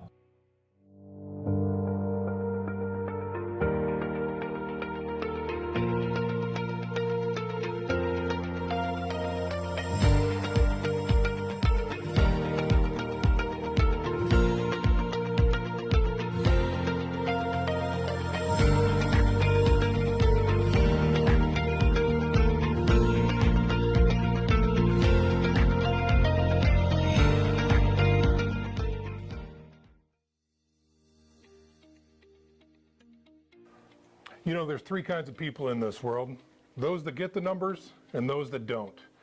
If you need professional help when it comes to the numbers, whether it's payroll, accounting, or professional or personal taxes, come see the experts at Management and Tax Services. Proud to be Dwenger supporters for over 60 years.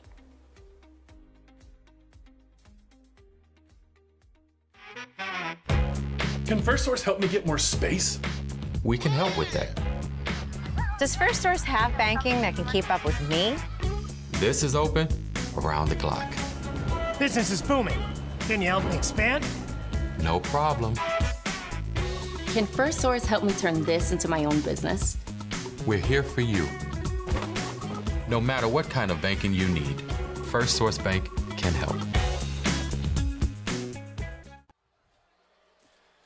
We are back at Zollner Stadium.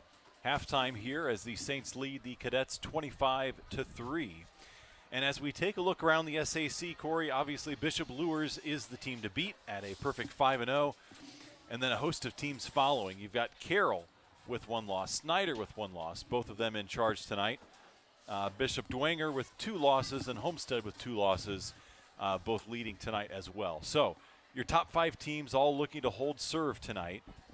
Obviously that Bishop Luers game at Shields Field next week will have some major implications.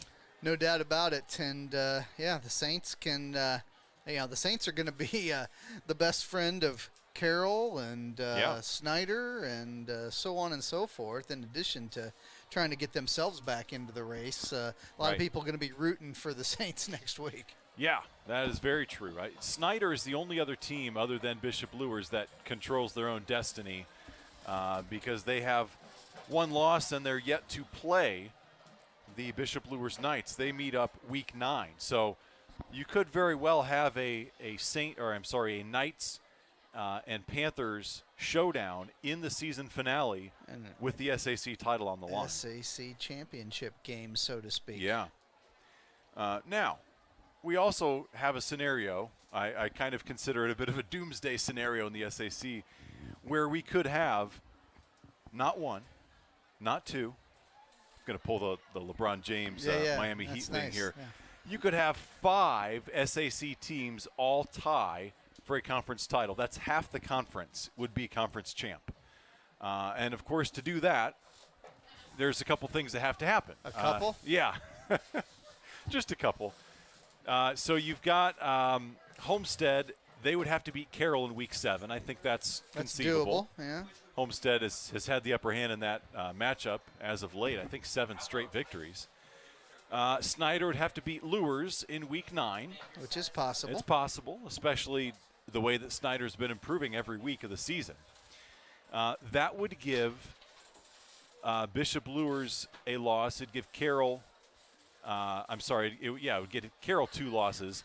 And then it'd be up to Bishop Dwenger to do the rest. They would have to run the table. They would have to hand Bishop Luers a loss. They would have to hand Snyder a loss. And if that happens, you'll have Dwenger, Luers, Homestead, Carroll, and Snyder all finishing with identical 7-2 records and all 2-2 against those other 4 teams. Yeah, I just makes my head hurt thinking about all of that, but nonetheless. Well, at least it looks like for 1 more week that scenario is still in play because all 5 teams, again, holding serve tonight. And that would set up a fun last 3 weeks. Oh, man. No question about it. A lot of meaningful games in the conference in that way, right. For sure. Well, it's not every season in the SAC that, you get to week 7 and half of the conference is literally still alive with a shot at a conference title. So it's, as dominant as Bishop Luers has been, it's still up for grabs. They have some business to take care of, particularly against Bishop Dwenger and Snyder. Sean, what do you have to pipe in? Well, not much about that. I have to take some Excedrin for my head. That's kind of what I felt, Yeah, but no, I've got some scores around the area. All right. Now, these are dated. I got these from the Swami, and I think he might be checked out. I don't know if he's eating coney dogs or something like that. So these have about 15 minutes on them. But anyway, this is the latest I've got down here on the sideline. We've got Snyder 28-0. Bishop Luers is rolling at 35-0. Carroll rolling 49-0. Homestead 27, Northside 7. New Haven 21-0. Leo 45-7. Adams Center, Chester 35, South Adams 0. This one is interesting. Norval 17, East Noble 0. Whoa! Wow. Yeah, again, I'm going to try and check that via Twitter, but that's what he has here. Fairfield 20, Angola 7, Huntington North 35 to 20 over their opponent. Woodland 14-7. Excuse me. Eastside 28-0. Central Noble 14-7. Garrett 7-0, and Busco 34-0 over their opponent. So Yeah, some scores. I don't have a complete list, and I'm going to try and update those. But, again, you guys talked about it this week. Really, they call it blowout week if you want to, but it is what it is. And here we are getting ready for the second half in a couple minutes. Back up to you. All right. Yeah, I think I counted one close score, maybe a 14-7 score, and everything else is just completely lopsided. The Norwell East Noble score has my attention, if that's accurate. Norwell ahead 17-0. That is a complete shock to me. Well, East Noble just suffered their first loss to Leo last week, and Norwell looking to play upset for the second year in a row. They upset the Knights last year in that game. Very interesting. Well, teams back out onto the field. We're going to take one last break and be back with our third quarter of action.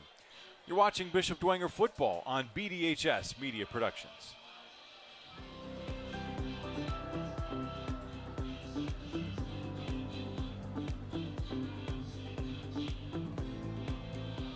Many traditions have developed over the years in our hallowed halls that embody the spirit of our humble beginnings.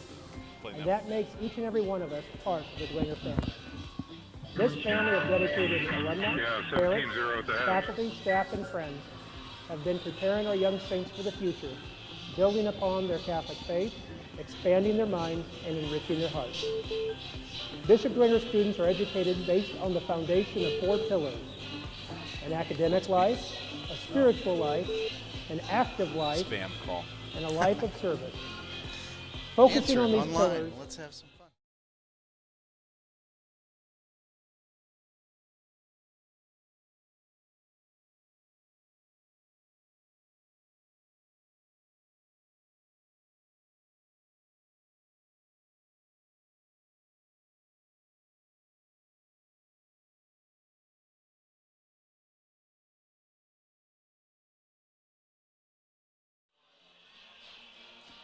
Welcome back to Zollner Stadium. Seconds away from getting the third quarter going here as the teams are headed back to the sidelines, finishing their warm-ups. For Bishop Dwenger, I think you'd like to see maybe a couple more positive series out of your starters and then try to get some other players in there. Yeah, no doubt about it. I would assume that they'll stick with the starters until they get to a running clock scenario, which is just around the corner here. Potentially, although the Cadets will get the ball first to start the second half. Yeah, it felt like they had the ball to start the game, but that was because of the fumble on Bishop Dwenger's first play. Yeah, I'm not real sure what happened with KJ in the first half. That is so unlike him that took me by a surprise a bit to have 3 fumbles and a half. I mean, I don't think as you mentioned earlier, I don't think he's fumbled 3 times in his high school career. No. And to do it 3 times in the first half tonight is just way out of character. Well, if anything else, try to get that out of his system tonight before it's really going to cost the Saints.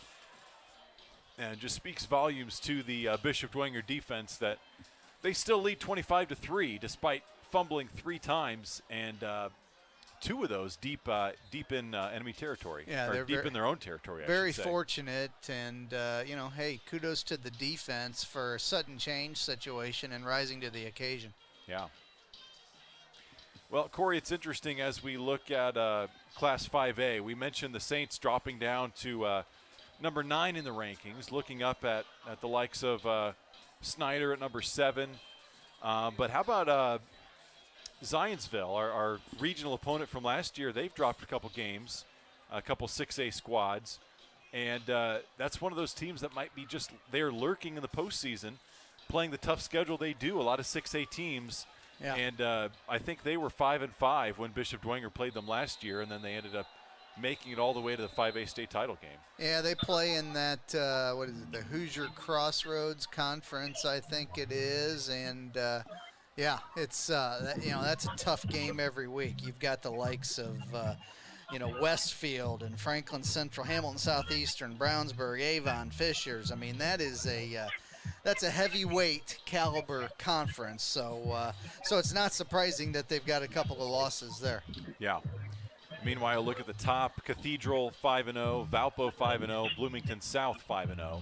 So a trio of undefeated teams in 5A. Of course, 2 of those the Saints would not have to face until state, the Valpo being the exception there, potential semi-state opponent. Cathedral might be the best team in the state in any class. Yeah. I think that Center Grove has something to say about that. I think they meet in like week 9 or something, which, yeah, Cathedral is hosting Center Grove in week 9. You could have number 1 in 5A 9-0 or 8-0 against number 1 in 6A 8-0 Center Grove. That would be a heavyweight bout in week 9. Yeah, I think they might want to relocate that to Lucas Oil. Yeah, no kidding. De facto state championship game. Let's check in with Sean. Hey guys, real quickly before we start the third quarter, I did have a chance to get with Coach Garrett. I said, hey, Coach, what's the deal with Butterfingers there? And he kind of laughed, and he said, Black Cloud, and he, mentioned Schleprock and, something like that. But I got to tell you, he's upbeat, he's positive. He likes the way his Saints performed in the first half and the direction they're going. And so that's a great thing, to see a smile on his face. Back up to you. Yeah, not a lot of smiles the last couple of weeks down there on the Saints sideline, so no question. Good to see that now. Always great to get perspective from the coach at halftime. Appreciate that, Sean. All right, 0's on the clock, and the third quarter set to get underway. Again, it'll be the Saints kicking off. Joe Belanda to do the duties. The second half, the Bishop Dwenger Saints will be kicking off to the Concordia Cadets.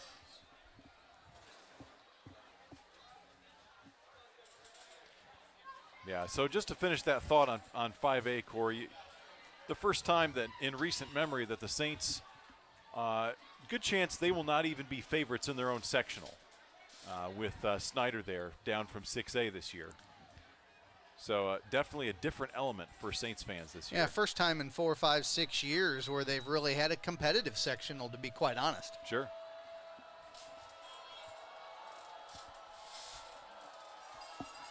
All right, we are underway in quarter number 3. And we start with a kick out of bounds, uncharacteristic from the senior Belanda. Yeah, just the exact same way Concordia started in the first half by kicking it, the opening kickoff of the game out of bounds. Well, maybe the Cadets would like to follow suit and fumble their first offensive snap. Yeah, exactly. They'll start at the 35-yard line.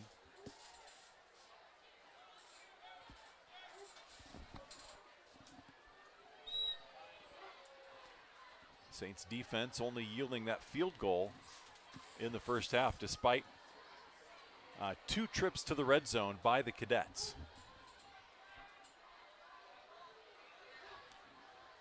So here's the junior, Eli Maddox, in the shotgun, looking to throw, sets up a screen on first down, and a nice job headhunting the running back on that play. Mitch Vogelweed in there, lucky to get a piece of him, and otherwise that's a big gain. Great job by Mitch Vogelweed.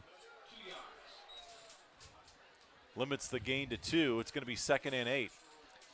That number 25 on the defense of the Saints has become the number for the guy. You know, with Devin Tittman, then TJ Tittman before him. We've had some good defenders wear number 25.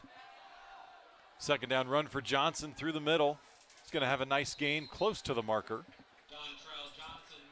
Yeah, just a little dive play right up the middle for Concordia. They had some success with that in the first half at times.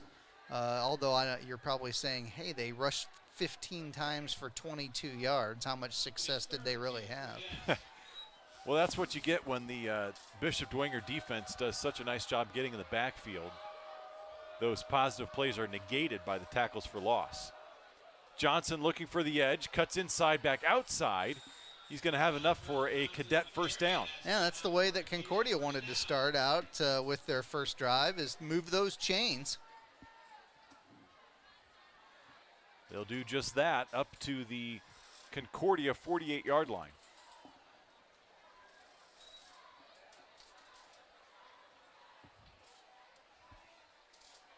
Again, this offense has struggled as of late. 14 points or less in 4 straight contests. They would love to get going here on the opening drive. Here's a handoff through the middle and just tripped up before the secondary. Ball is out. Like Rusher on that carry. Went with a two-back look, did the Cadets that time. Two backs in the backfield, and Rusher was the man called upon to carry it and picked up a nice 7 yards. Going to be 2nd and 3. Pretty good crowd over there for homecoming night by the Cadets, by the way. Yeah. Split backs for Maddox. Fakes to Johnson. Fires it. And it's going to be overthrown. He had pressure from the backside. Looked like Gavin Groves, who got there just a second after the ball was released. Wow, I'd call that more than pressure. He got absolutely tattooed by Gavin Groves on that outside blitz there, and he's still feeling that one, I think. Yeah, I was afraid if I said anything more, the refs would call a roughing the passer after the fact. Yeah, I liked his timing. He was not too late. Yeah. You can certainly hit in that instance. Brings up a big third down play here for the Cadets. 3rd and 3 on the 45-yard line. Two receivers to the near side. Maddox looks in that direction, fires down the sideline. He's got a man open, but underthrows him, and that's going to fall incomplete. Yeah, I just don't understand the play calling there offensively for the Cadets. On 3rd and 3, you run a fade. Yeah. I mean, it's a low percentage pass. Unless you were expecting to go for it on 4th down, which it appears they are, I still don't like the play call. Sorry, offensive coordinator in me gets fired up at times. No, that's fine. Well, we saw a couple slant routes have success early on, and they just have gotten away from that. Yeah, a couple hitches that were quick by the slot receiver, just things that could pick up that 3 yards. And sure. Now they're at 4th and 3, and they have to burn a timeout. They are not exactly a smooth operating machine right now. So we'll step aside with that timeout. Again, Saints leading 25-3 early 3rd quarter. You're watching Bishop Dwenger football on BDHS Media Productions. Can First Source help me get more space? We can help with that. Does First Source have banking that can keep up with me? This is open around the clock. Business is booming. Can you help me expand? No problem. Can First Source help me turn this into my own business? We're here for you. No matter what kind of banking you need, First Source Bank can help. Back at Zollner Stadium, 4th and 3 upcoming for the Cadets as they come out of the timeout.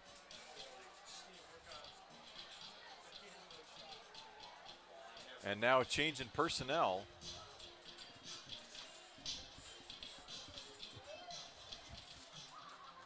It looks like they might be punting. Please tell me they didn't take a timeout on 4th and 3 to punt when they're down by 22 points. Yeah, it would appear that's the case. Although now they're going to run. It looked like they're going for it. It's going to be stopped. Gosh. So Parnan lined up back for the punt, at least as he has in the past. And then instead of running to the right to punt, he ran to the left. And there was just nothing there. Got ushered out of bounds for a loss, and that's going to turn the ball back to the Saints. This never happens, but I'm speechless. I don't think Sean's speechless. What do you think, Sean? Yeah, I'm not speechless down here, guys. We'll let Corey catch his breath. I think the reason that he had to run to the outside was a high snap. He had to leave his feet. He wasn't set, and they were coming. So he had to try to make the best of things. Back up to you. Yep, good point.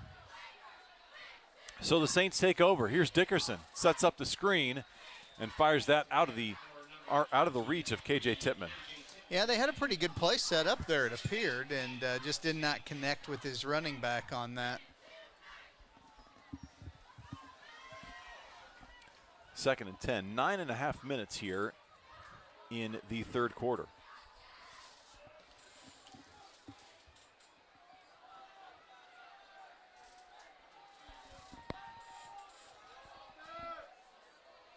Dickerson under center, twins to each side, now man in motion. That's O'Keefe. Picks the snap up off the ground. Dickerson's just going to keep it and run, and he'll get to the sideline, pick up a couple yards. Yeah, Pigskin's got something on it. It's slippery tonight. I don't know what else to say about that, but you know, we've had running backs fumble. We've had quarterback on that one with difficulty getting the snap. So fortunately, they recovered that one. Going to live to fight another play. Yeah. Dickerson able to make something out of nothing and makes his way to the midfield stripe. Now a 3rd and 7. Minnick's in motion on the sweep. Now it's going to be a reverse. O'Keefe tries to get back, but it will not. And a flag on the play. Looks like it might be holding as well. And the offensive lineman that I think it was called on picked up the flag himself as if to ask, really? Me? Nonetheless, I think that is going to be insult to injury on that particular. Yeah. And they'll decline that, as that'll bring up a 4th down. Which is interesting because I think the Saints offense is going to go for this. That trick play did not work quite how the Saints had drawn it up. Not at all. So 4th and 8, and the Saints offense, at least for the moment, looks like they're going for it. Punting. Yep, quick punt by Dickerson. That's going to take a cadet bounce, and the Saints cover it up just inside the 30-yard line. Bodie's athletic enough. That's a nice weapon for them in the kicking game.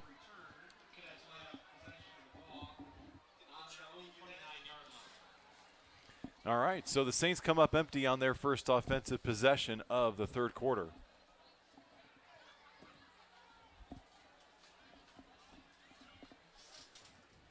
And here come the Cadets. You know, Maddox, as a junior, has shown some promise. Still trying to get on the same page, look and try to get some consistency. He did miss about a game and a half with injury. Got hurt in the Snyder game. He was out for the Lures game as Johnson takes the handoff.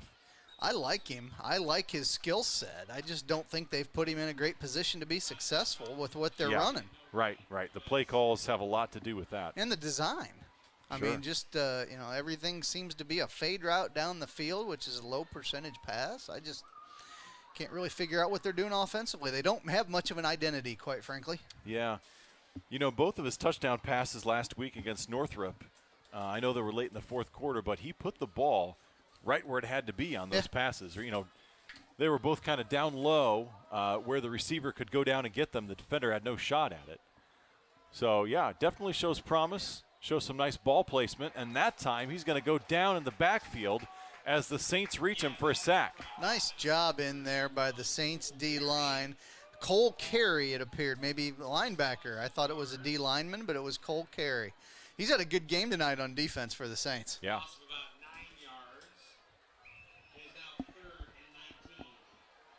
Had the early interception after Bishop Dwenger's 2nd fumble. Not a lot of plays on your play sheet as an offensive coordinator for 3rd and 19.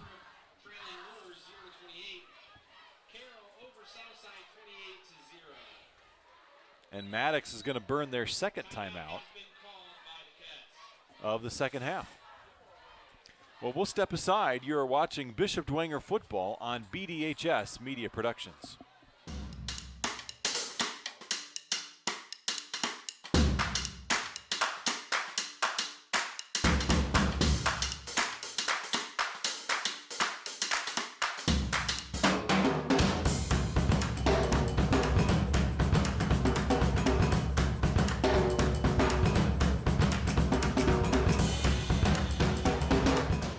Evans Toyota is locally owned and proudly supports Bishop Dwenger. Let's go Saints!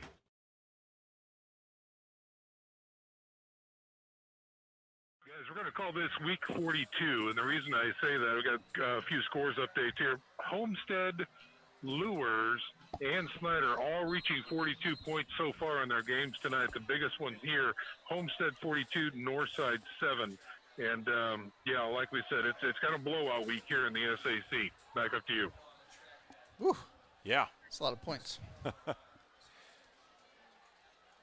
Well, Bishop Dwenger would love to get up to 42, get their offense some more chances with the ball. As we said, the Cadets average allowing 40 points a game. And now here's 3rd and forever down the sideline. And that ball was actually on target, but just no opening whatsoever. Another fade route on 3rd and 19. You can excuse that, but unsuccessful again. Well, many may excuse it, but Corey will not excuse it. It's going to bring up a 4th and 19 and a punting situation. And we'll see if Henry O'Keefe gets a chance to return this one. Standing back near the midfield stripe, and I'm not sure what happened with that punt. Adam Lee blocked it. Picked up inside the 30. That was. Adam Lee got his mitt on it, and the Saints will start out with excellent field position and another special teams play made by the Bishop Dwenger team. Yeah, the Saints are just dominating Concordia in all 3 phases of the game tonight, and been a mismatch across the board. Yeah, you know, honestly, the scoreboard is the one place where they're dominating them, maybe not as much as the others. The least, probably, yeah. I think the yardage disparity is far greater than that on the scoreboard. Pistol formation, quick swing out into the flats. That's going to be Jack Tittman on the reception. He'll take it inside the 20 down to the 18-yard line. Interesting wrinkle out there where they throw the quick screen to Jack Tittman with smaller Henry O'Keefe out in front of him blocking. You'd think they'd go the other direction with that and let Jack block for the quick Henry, but nonetheless, I do like the play. It's a nice looking screen. Yep, and another easy throw to give your quarterback. Yep, absolutely. Ball in space to your playmakers. 2nd and 2 after the gain of 8. They'll hand it off. KJ Tittman with a lot of running room around the right side, inside the 10, and he's going to get tripped up at about the 5-yard line. Yeah, good run there by KJ off tackle, and going to bring up 1st and goal for the Saints. He was running downhill on that play.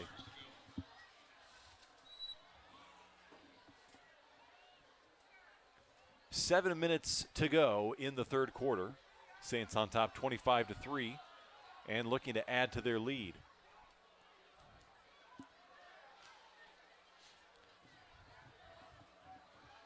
And they'll spread things out on 1st and goal with twins to each side. Dickerson's going to keep it himself, and he dives for the end zone. He is in. Touchdown, Saints. Wow, that's a dimension that we haven't had. Bodie is athletic enough that he can make that fake and keep it on that read option, and wow, that looked good. Yeah. Dickerson adding that dimension, as you said, and has been very decisive with the football as well. Even on the broken plays, he makes no hesitation.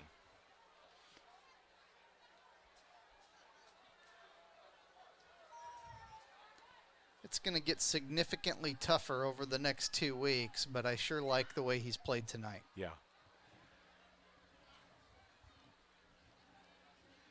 I think the Saints have their quarterback figured out going forward.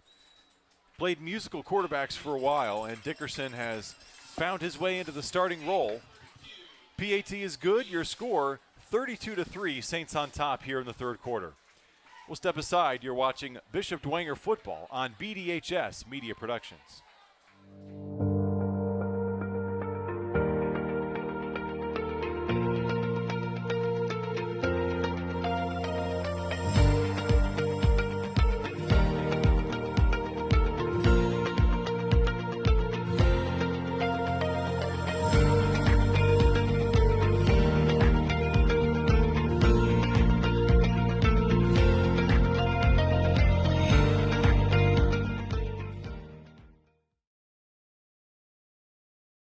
With Sean McBride for some scoring updates. All right, guys, from around the area, we've got Snyder 42-0, Bishop Lewis 42-0, Carroll 56-0, Homestead 42-7 over Northside.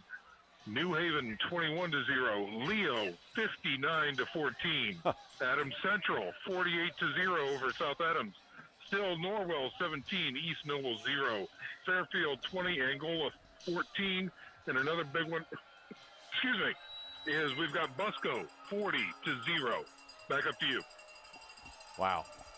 We're the only game in the SAC that's not in a running clock. How about that?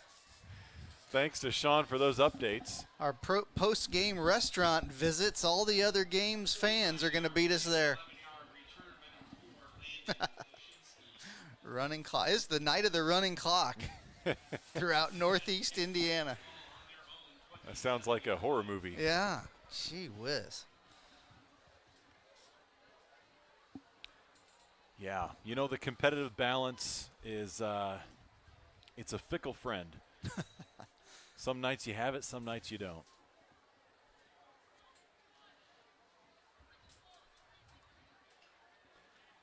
Saints, meanwhile, need one more touchdown on the board to get running clock here at Zollner. And here come the Cadets on first down. A flood of white jerseys meet the ball runner in the backfield for a big loss. See a lot of new defenders in there for the Saints. Like to see that new, I was going to say clean jerseys, but they're all clean on the field turf. Yeah. Is next week still considered rivalry week in the SAC, Eric? I believe so. We've got Lures and Dwenger. We've got they go Carroll and Homestead. Carroll, Snyder, and Northrop, I guess, is sort of their natural rivalry because they share a stadium. And then you got the totem pole game, North and South. North and South, of course, yes. And then the misfits with Concordia and Wayne. They're just kind of the leftovers. Swing pass on second down. Picks up about 5 yards. Dontrell Johnson on the receiving end. Fully expect Carroll and Homestead to be quite competitive next week. Yeah. I sure hope our game is. Yeah. Well, we've yet to call a competitive game yet this year. That's a great point as well. Maybe we're the problem.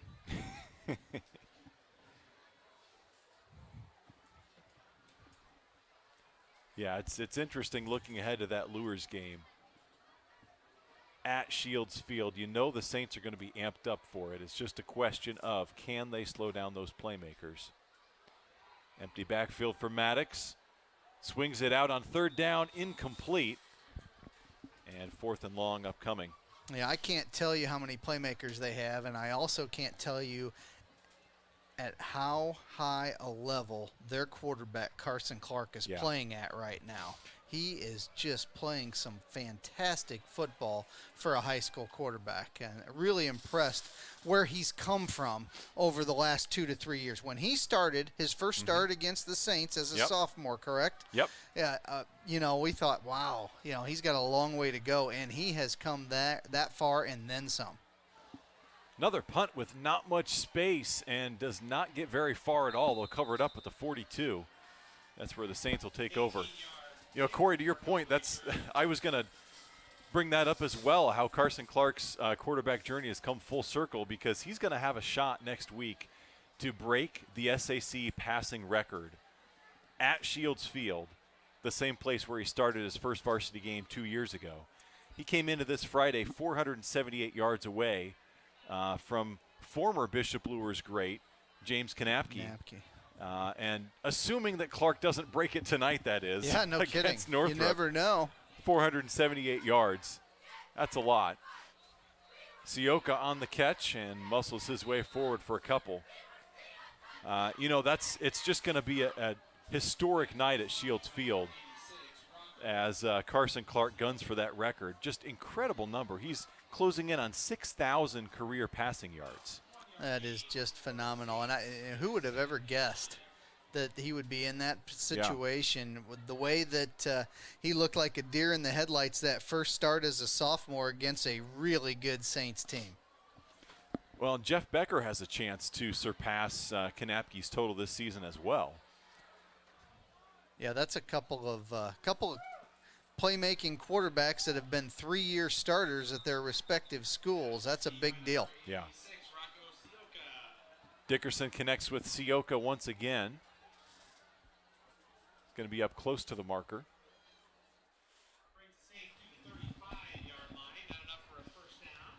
So yeah, we will definitely be on the record watch next week for Carson Clark. We're gonna keep Kevin Stats Thompson busy trying to give us the countdown, the update, as he nears in on the SAC's all-time passing mark. Another piece of motivation for that Saints defense not to let it happen on their turf. Exactly. 3rd and short. Dickerson airs it out. He's got a man open, caught inside the 30 and down to the 20-yard line. That's going to be, looks like Jack Tittman. Yeah, good to see Jack involved in the offense as well, and that's a nice throw from Bodie Dickerson. Yeah.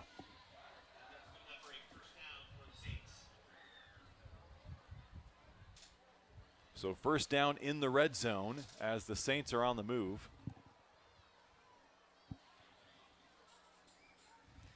And unfortunately for the Cadets, this is just more of the same. They have given up 45 points or more in 3 of their 5 ball games.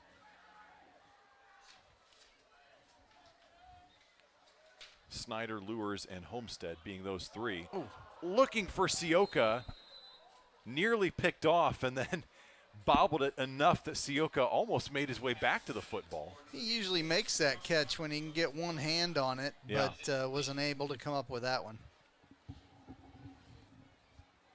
Still a nice route, and I like the play call looking for Sioka coming on the slant. Yeah, honestly, a pretty good throw as well. If you're going to miss, that's where it's got to be. You Right. can't be behind the receiver because that's where the defender's at. So I like the throw. 4 wide outs this time, twins to each side.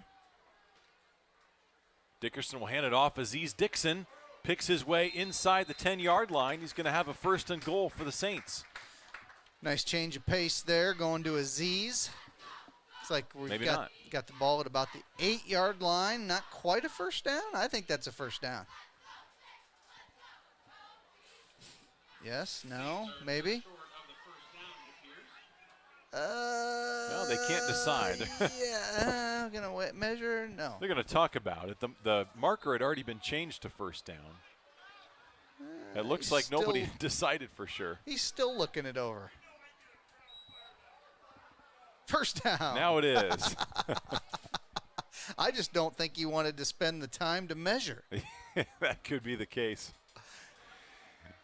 They'll spot the ball at the 7, 1st and goal as the Saints go trips to the near side. He's got dinner reservations. Let's get out of here. Yeah. Dixon takes it to the 4. 2:45 to go in the 3rd quarter.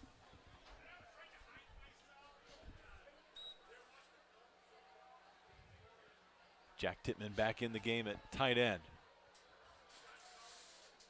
We'll see if the Saints look his way. They've been trying to, as you said, Corey, reincorporate him into the offense. Sioka wide left all alone.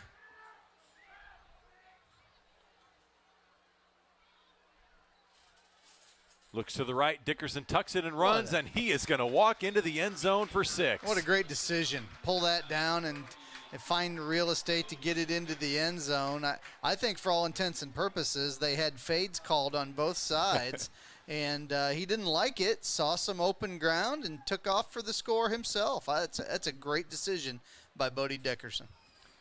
Dickerson with his 2nd rushing touchdown tonight. And I think we walk away from this game, and the quality that impresses me the most about Dickerson is probably his decisiveness. Yeah. I would echo that. Now, it's easy to be decisive against a crummy team. Right. But we'll see if that carries over. He's got to gain some confidence somewhere. This is a great opportunity for him to get his first start and to generate that confidence heading into a couple of big games coming up. Meanwhile, the backup PAT crew unable to convert, and the score is 38-3, but is just enough to give us the 35-point margin for the running clock. So the score does stop after the clock does stop after the score. That's really the only time we'll see the clock stop from here on out, aside from injuries. Well, folks, Tittman Properties is a proud supporter of the Saints and is currently leasing in multiple locations throughout Fort Wayne. including the historic Lincoln Tower. For details regarding available space, call Larry at 260-469-5447. That's 260-469-5447. So we expect to see some wholesale substitutions for the Saints. Now all 5 SAC games in a running clock situation tonight. How about that? That's got to be a first. Yeah, I don't remember that happening before. Of course, the Saints got on the other end of the running clock last week for the first time. And that tells you all you need to know about how much they were dismantled by the Carroll Chargers. Oh, my. Picking up on the run and pays the price at the 25-yard line. Is that 43 for the Saints?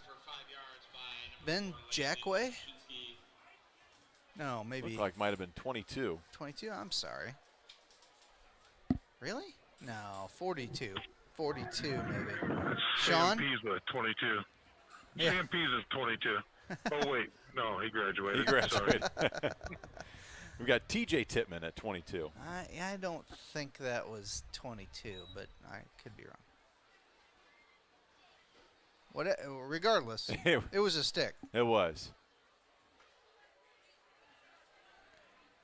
So Cadets start this drive at their own 26-yard line.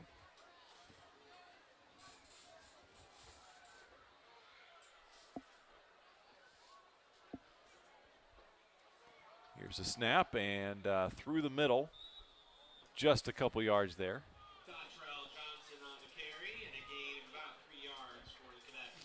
Cadets still with their starters on offense.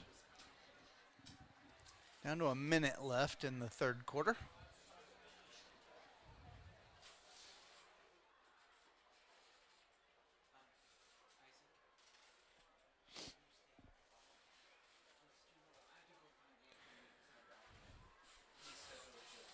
And the Cadets in no rush whatsoever. They'll put 3 receivers to the near side. Maddox looks in that way, sets up the wide receiver screen, goes incomplete. That's going to be incomplete. The pass did travel forward, so they'll blow it dead. Should be the final play of the third quarter with that running clock. Tick down to 15 seconds to go. And the Cadets in no rush whatsoever to get another play off. So your score after 3 quarters of play is going to be Bishop Dwenger 38 and Concordia 3. Be back after this break for your fourth quarter here on BDHS Media Productions.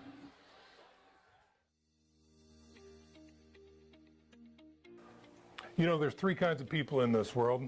Those that get the numbers and those that don't. If you need professional help when it comes to the numbers, whether it's payroll, accounting, or professional or personal taxes, come see the experts at Management and Tax Services. Proud to be Dwenger supporters for over 60 years. You see them everywhere. That preferred auto bumper sticker. All makes and models. You ever wonder why? It's simple. We've worked hard over the last 30+ years to earn your trust. And with all the unknowns right now in the auto industry, we're still confident in one thing. With over $6 million in inventory, I'm sure we have the perfect vehicle for you. So stop by any of our 3 convenient locations and see what sets us apart from the rest. Preferred Auto. We are back at Zollner Stadium, beginning of the fourth quarter. Saints lead the Cadets 38-3.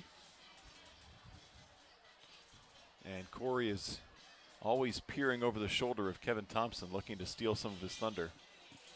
You know, it's can't give credit where credit's due. I'm sorry. Was curious on a couple of numbers. Yeah. I won't share them. I'll let him do it. It's going to be a 3rd and 7 for the Cadets as Maddox flings it out to the flats. And working backwards are the Cadets. Loss of about 3 or 4. 3rd and 7, and you run a wide receiver slip screen behind the line of scrimmage, clear across the field from the far hash. Correct. Just making sure I saw what I saw.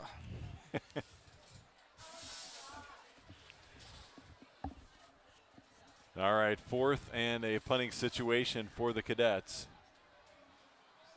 Looks like Henry O'Keefe's still in the ball game, so he's going to have at least one more shot to return a punt for the Saints. If we don't block it. Yeah.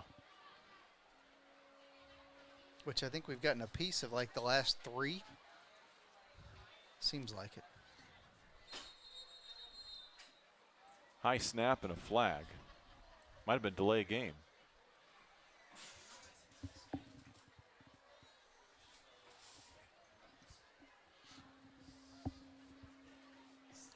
I'm going to use the Doug Dinan trick from last week and just take delay a game after delay a game with the running clock. Not ever have to give the ball up.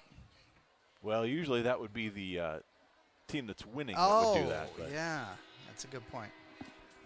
By the way, shout out, Doug Dinan became the winningest coach in Carroll history with that win last week against Dwenger. Yes, passing the excellent Ed Fox. How about that? Ed Fox, Carroll legend. Is more known for his wrestling coaching, quite frankly.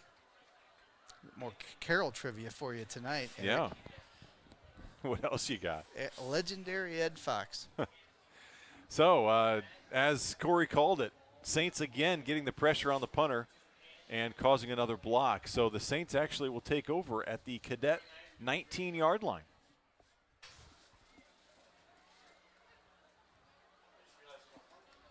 Looks like the starter's still in on offense. So Dickerson in the pistol with twins to each side. Quick zing out to O'Keefe. He's going to tuck this one inside, able to advance inside the 10-yard line. Yeah, that's interesting that we're still chucking it with the running clock, but working on some things. Quick screen after quick screen. Carter Minix with the catch, and he is going to make his way into the end zone for 6. Touchdown Saints, and for young Mr. Minix, his first career score. And we cross the 40-point threshold to keep the Cadets on their average.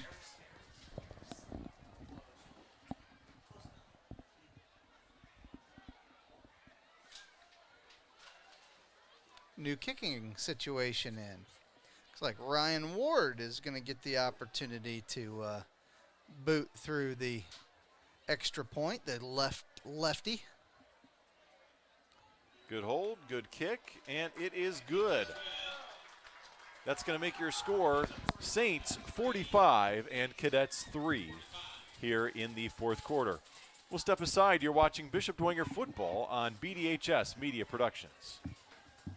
St. Anne Communities is a senior living community including a rehabilitation center, memory and dementia care, assisted and residential living, as well as a nursing facility that served the community for over 54 years. While offering a Christ-centered environment that is the only place in Fort Wayne that offers daily mass and sacraments. For more information on employment, senior living, or to make a gift to support the first floor renovation campaign, please visit us at our website or give us a call.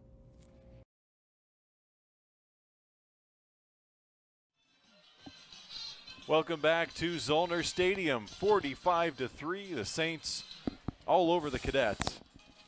And Bodie Dickerson throwing another touchdown pass, this time to Carter Minix, the sophomore. Saints not treating the Cadets very nicely on their homecoming. No, they are not. Well, they let him get on the scoreboard. I guess that was nice. It's a fine welcome back to Zollner Stadium. Right. Well, I would say fitting that the Saints return to their winning ways and as they return to their old stomping grounds. Yeah, no question. Won a lot of football games here, have the gold helmets. Sure did. Kickoff picked up inside the 10.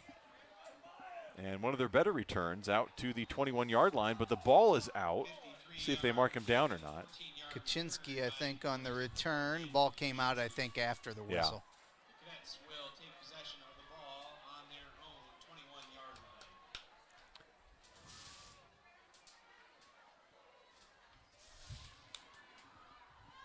So Concordia on offense again, trying to get something going here. Again, running clock situation, so we are now ticking down to 8 minutes and counting here in the ball game.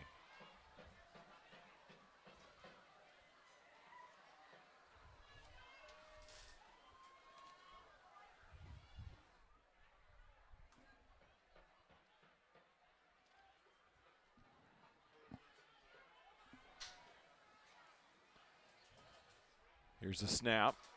Handoff through the middle, Rusher able to get a couple yards. And the Cadets content to kind of run this one out as well. So it'll be their 4th time in 6 games allowing opponents to score 45 or more points. Wow. Yeah, not a stat that you like to be on the defensive side of. The business end of. Yeah. Even with the benefit of 3 first-half fumbles by the Saints. They'll throw this one across the middle, caught. It's going to be a first down. Kaczynski again, and that's the kind of thing that they can do. I don't know why they haven't done more of that tonight. It just astounds me. I'm right there with you, partner.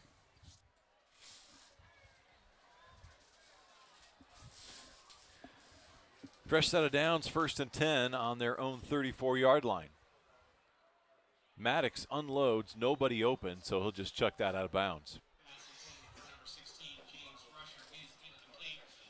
So let's start looking ahead to that Battle of the Bishops next Friday night. Of course, that will be carried right here on BDHS Media Productions. We've talked, and we were hoping as we saw the teams playing earlier this season that the Battle of the Bishops would finally mean something this year, and it's going to, and that's really exciting to see for both of these squads. No doubt about it, and it's going to be interesting. I think as the Saints look like interfere on that pass route in the secondary there, but the Lures Knights do not necessarily have a juggernaut on defense. They make their hay offensively, so right. The Saints defense is going to be under a lot of pressure next week, and the Saints offense is going to have pressure in the sense that they've got to keep up with the scoring of whatever Lures does. Yeah. So, that's where, they don't, like I said, the Lures is not known for their D right now. Their offense is just spectacular, though. Right. Yeah, it's going to be an interesting role reversal because usually it's the Bishop Dwenger defense under pressure to keep them in the ball game. Yeah. Limiting the opponent's scoring. And this time, there's only so much you can limit that Knights offensive attack. They've got their hands full in doing that. So I agree. The pressure is going to shift over to the offensive side. What Kyle Lindsey and Jeff Stansky, his offensive coordinator, have done down there offensively is just a thing of beauty. And they've got the passing game combined with the running game, and we say this every year, people that listen to us, but they have the best screen game in the state, in my opinion. And their ability to, if they've got playmakers to use it, man, they are going to be lethal next week. And look forward to watching them play and to seeing how the Saints defense decides to defend them. Certainly, they won't be running the man-to-man stuff that they were using against Carroll and Homestead. They've got to do something different scheme-wise because Lures just has too many weapons. Right. Yep, it's going to be a fun week for the coaching staff. Oh, yes. They might be pulling their hair out defensively. Going to be 1st and 10 Cadets.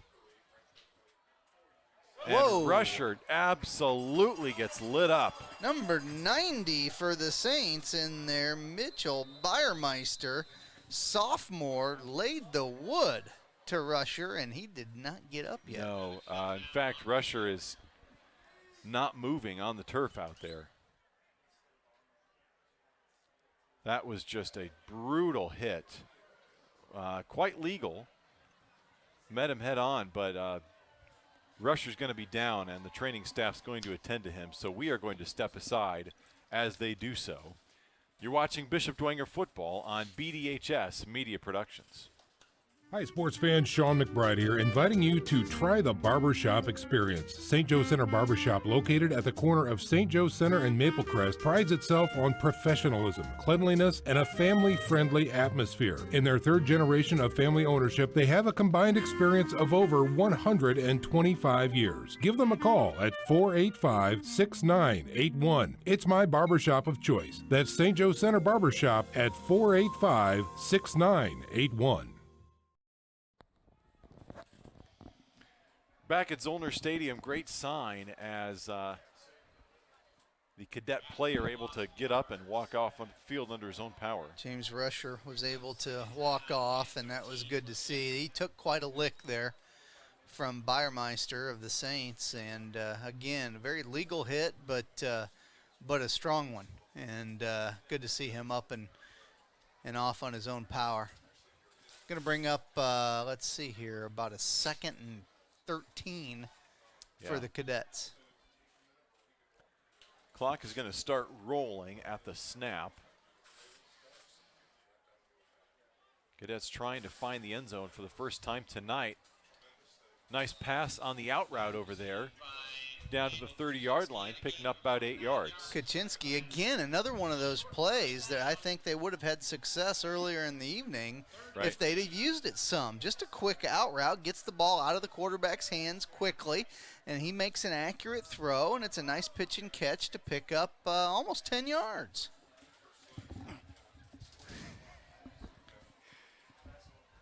Yep, certainly threw away a lot of plays early on by chucking the ball down the sideline. Maddox fires this one to the end zone. It's going to be caught at the 1 and dropped. I think that's caught. Kaczynski again. Yep, he's caught and going to be at the 1. Yep. Saints have some younger players in the back end of the defense right now, so getting some experience in there.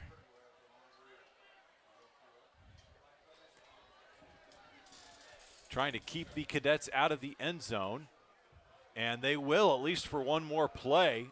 Excellent penetration there, and they'll stand up Dontrell Johnson in the backfield for a loss. It looked like 59 in there on the play for the Saints. I think that's Troy Tittman, does a nice job.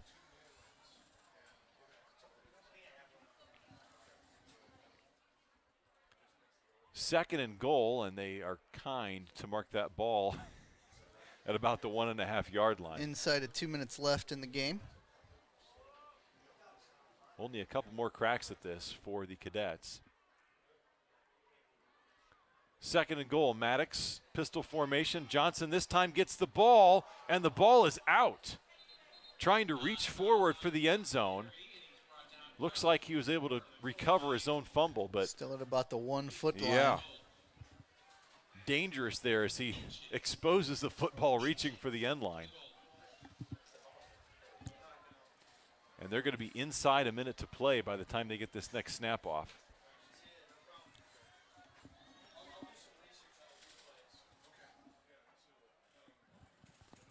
Third and goal from the 1 foot line. Maddox going to shovel it to Johnson, trying to cut it up. Looks like he is in, and he is. The very stretch. Yes. Stretched out to get over that end zone. It was not easy. The Saints did not make it easy. Just got in there. They've been waiting to fire that cannon. They even did one prematurely earlier. Yeah. ROTC guys want that cannon going off some. Down there doing push-ups as the Cadets finally find the end zone on what might amount to be the final play of the game because the clock is still running. Yeah, they've saved a lot of money and ammunition tonight. There's a bright spot for the Cadets. PAT is up, and it is good. Makes your score 45-10 with 15 seconds on the clock. We'll see if they just run this time off. They're probably going to have to kick this ball away. Again, running clock does stop after scores, so we'll just have to wait a few more seconds to put the finishing touches on this one. So once again, we are absolutely thrilled to bring you that Battle of the Bishops next Friday night. Broadcast goes live at 6:50, kickoff at 7 o'clock, right here on BDHS Media Productions. From the beautiful Shields Field. That's right. Knights will try to become the third team to win at Shields Field after the Spartans and Chargers have both pulled it off.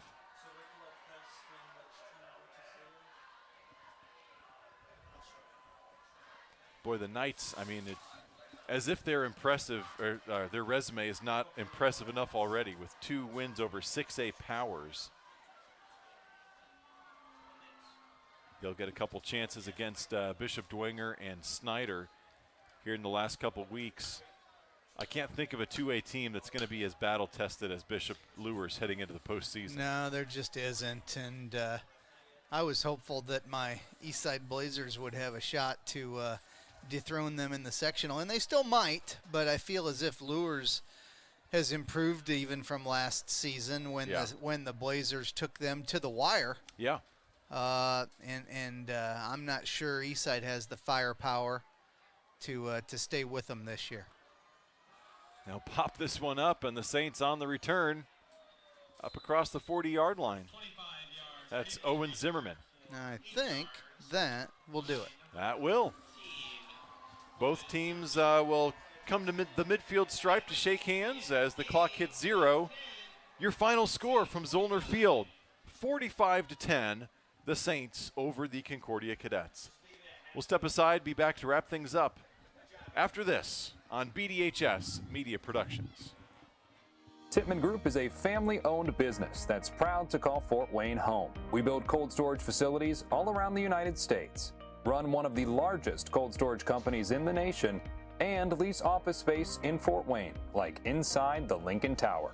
Hi, I'm John Tippmann, president of Tippmann Group, and our family has been part of the Bishop Dwenger family for many years. We are a proud supporter of Dwenger Athletics. Go Saints.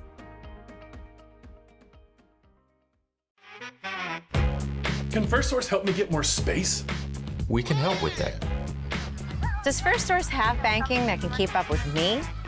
This is open around the clock. Business is booming. Can you help me expand? No problem. Can First Source help me turn this into my own business? We're here for you. No matter what kind of banking you need, First Source Bank can help. Welcome back to Zollner Stadium. Saints come back to their old home stadium and put a licking on the Cadets. 45-10 the final score, and this was just all Saints all night. The Saints, despite some early miscues, able to pull it together and really flex on all 3 facets of the game. Yeah, they did. Absolutely. It was great to see the defense get their swagger back. Offensively did some really nice things and did well in the kicking game also. So all 3 phases of the game. Now, you know, it's great to get back in the win column and win a football game, but now they've got 2 tough weeks ahead of them. Yeah. So this is good. Hopefully gets them back on track and on their winning ways, and they can develop a little bit of confidence heading into the Battle of the Bishops. Yeah, and they've got their quarterback set now. I think Bodie Dickerson is going to be under center the remainder of the season. And obviously against a lesser opponent like tonight, you'd expect whatever quarterback you put in there to succeed. But we pinpointed a couple things that we thought Bodie did especially well tonight that will be very good to build on going forward. I couldn't agree more. I'm excited to see him play against some better teams and see how he reacts in those situations. So, yes, couldn't agree more. You know, nothing against Evan Springer, but Bodie's seized the opportunity at this point. He has. And so with the victory, the Saints move to 4-2 on the season. The Concordia Cadets fall to 1-5. And again, under Coach Garrett, the Saints improve to 34-1 when allowing 14 points or less. Just 5 and 6. They are below 500 when allowing more than 14 points. Telling statistic that I will continue to tell. There you go. As we go down the road. Well, let's check in with Kevin Thompson. One final look at stats. Kevin? Cadets ended up the game total offense, 54 plays, 144 yards, most of that offense in the second half. And then Dwenger was 49 plays for 342 yards. And Bodie was 14 of 20 for 164 yards passing for the night. So not a bad performance. 14 of 20. I like it. There you go. 70%. Yeah, good math. I Thank even you. could get that one. All right. So that's going to do it again. Be sure to tune in next week. Battle of the Bishops right here on BDHS Media. Saints hosting the Bishop Luers Knights.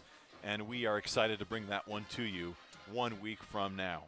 So that's going to do it for us. Again, big thanks to our Bishop Dwenger students helping us out on camera tonight. That we had Seth Schiffley, Anthony Segedy, Isaac Harris, and Jackie Vasquez all helping us out.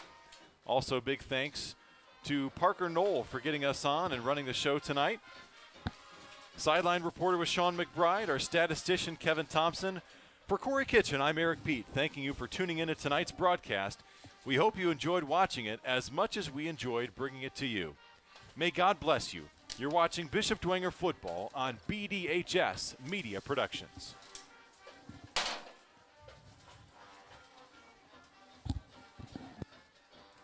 Over.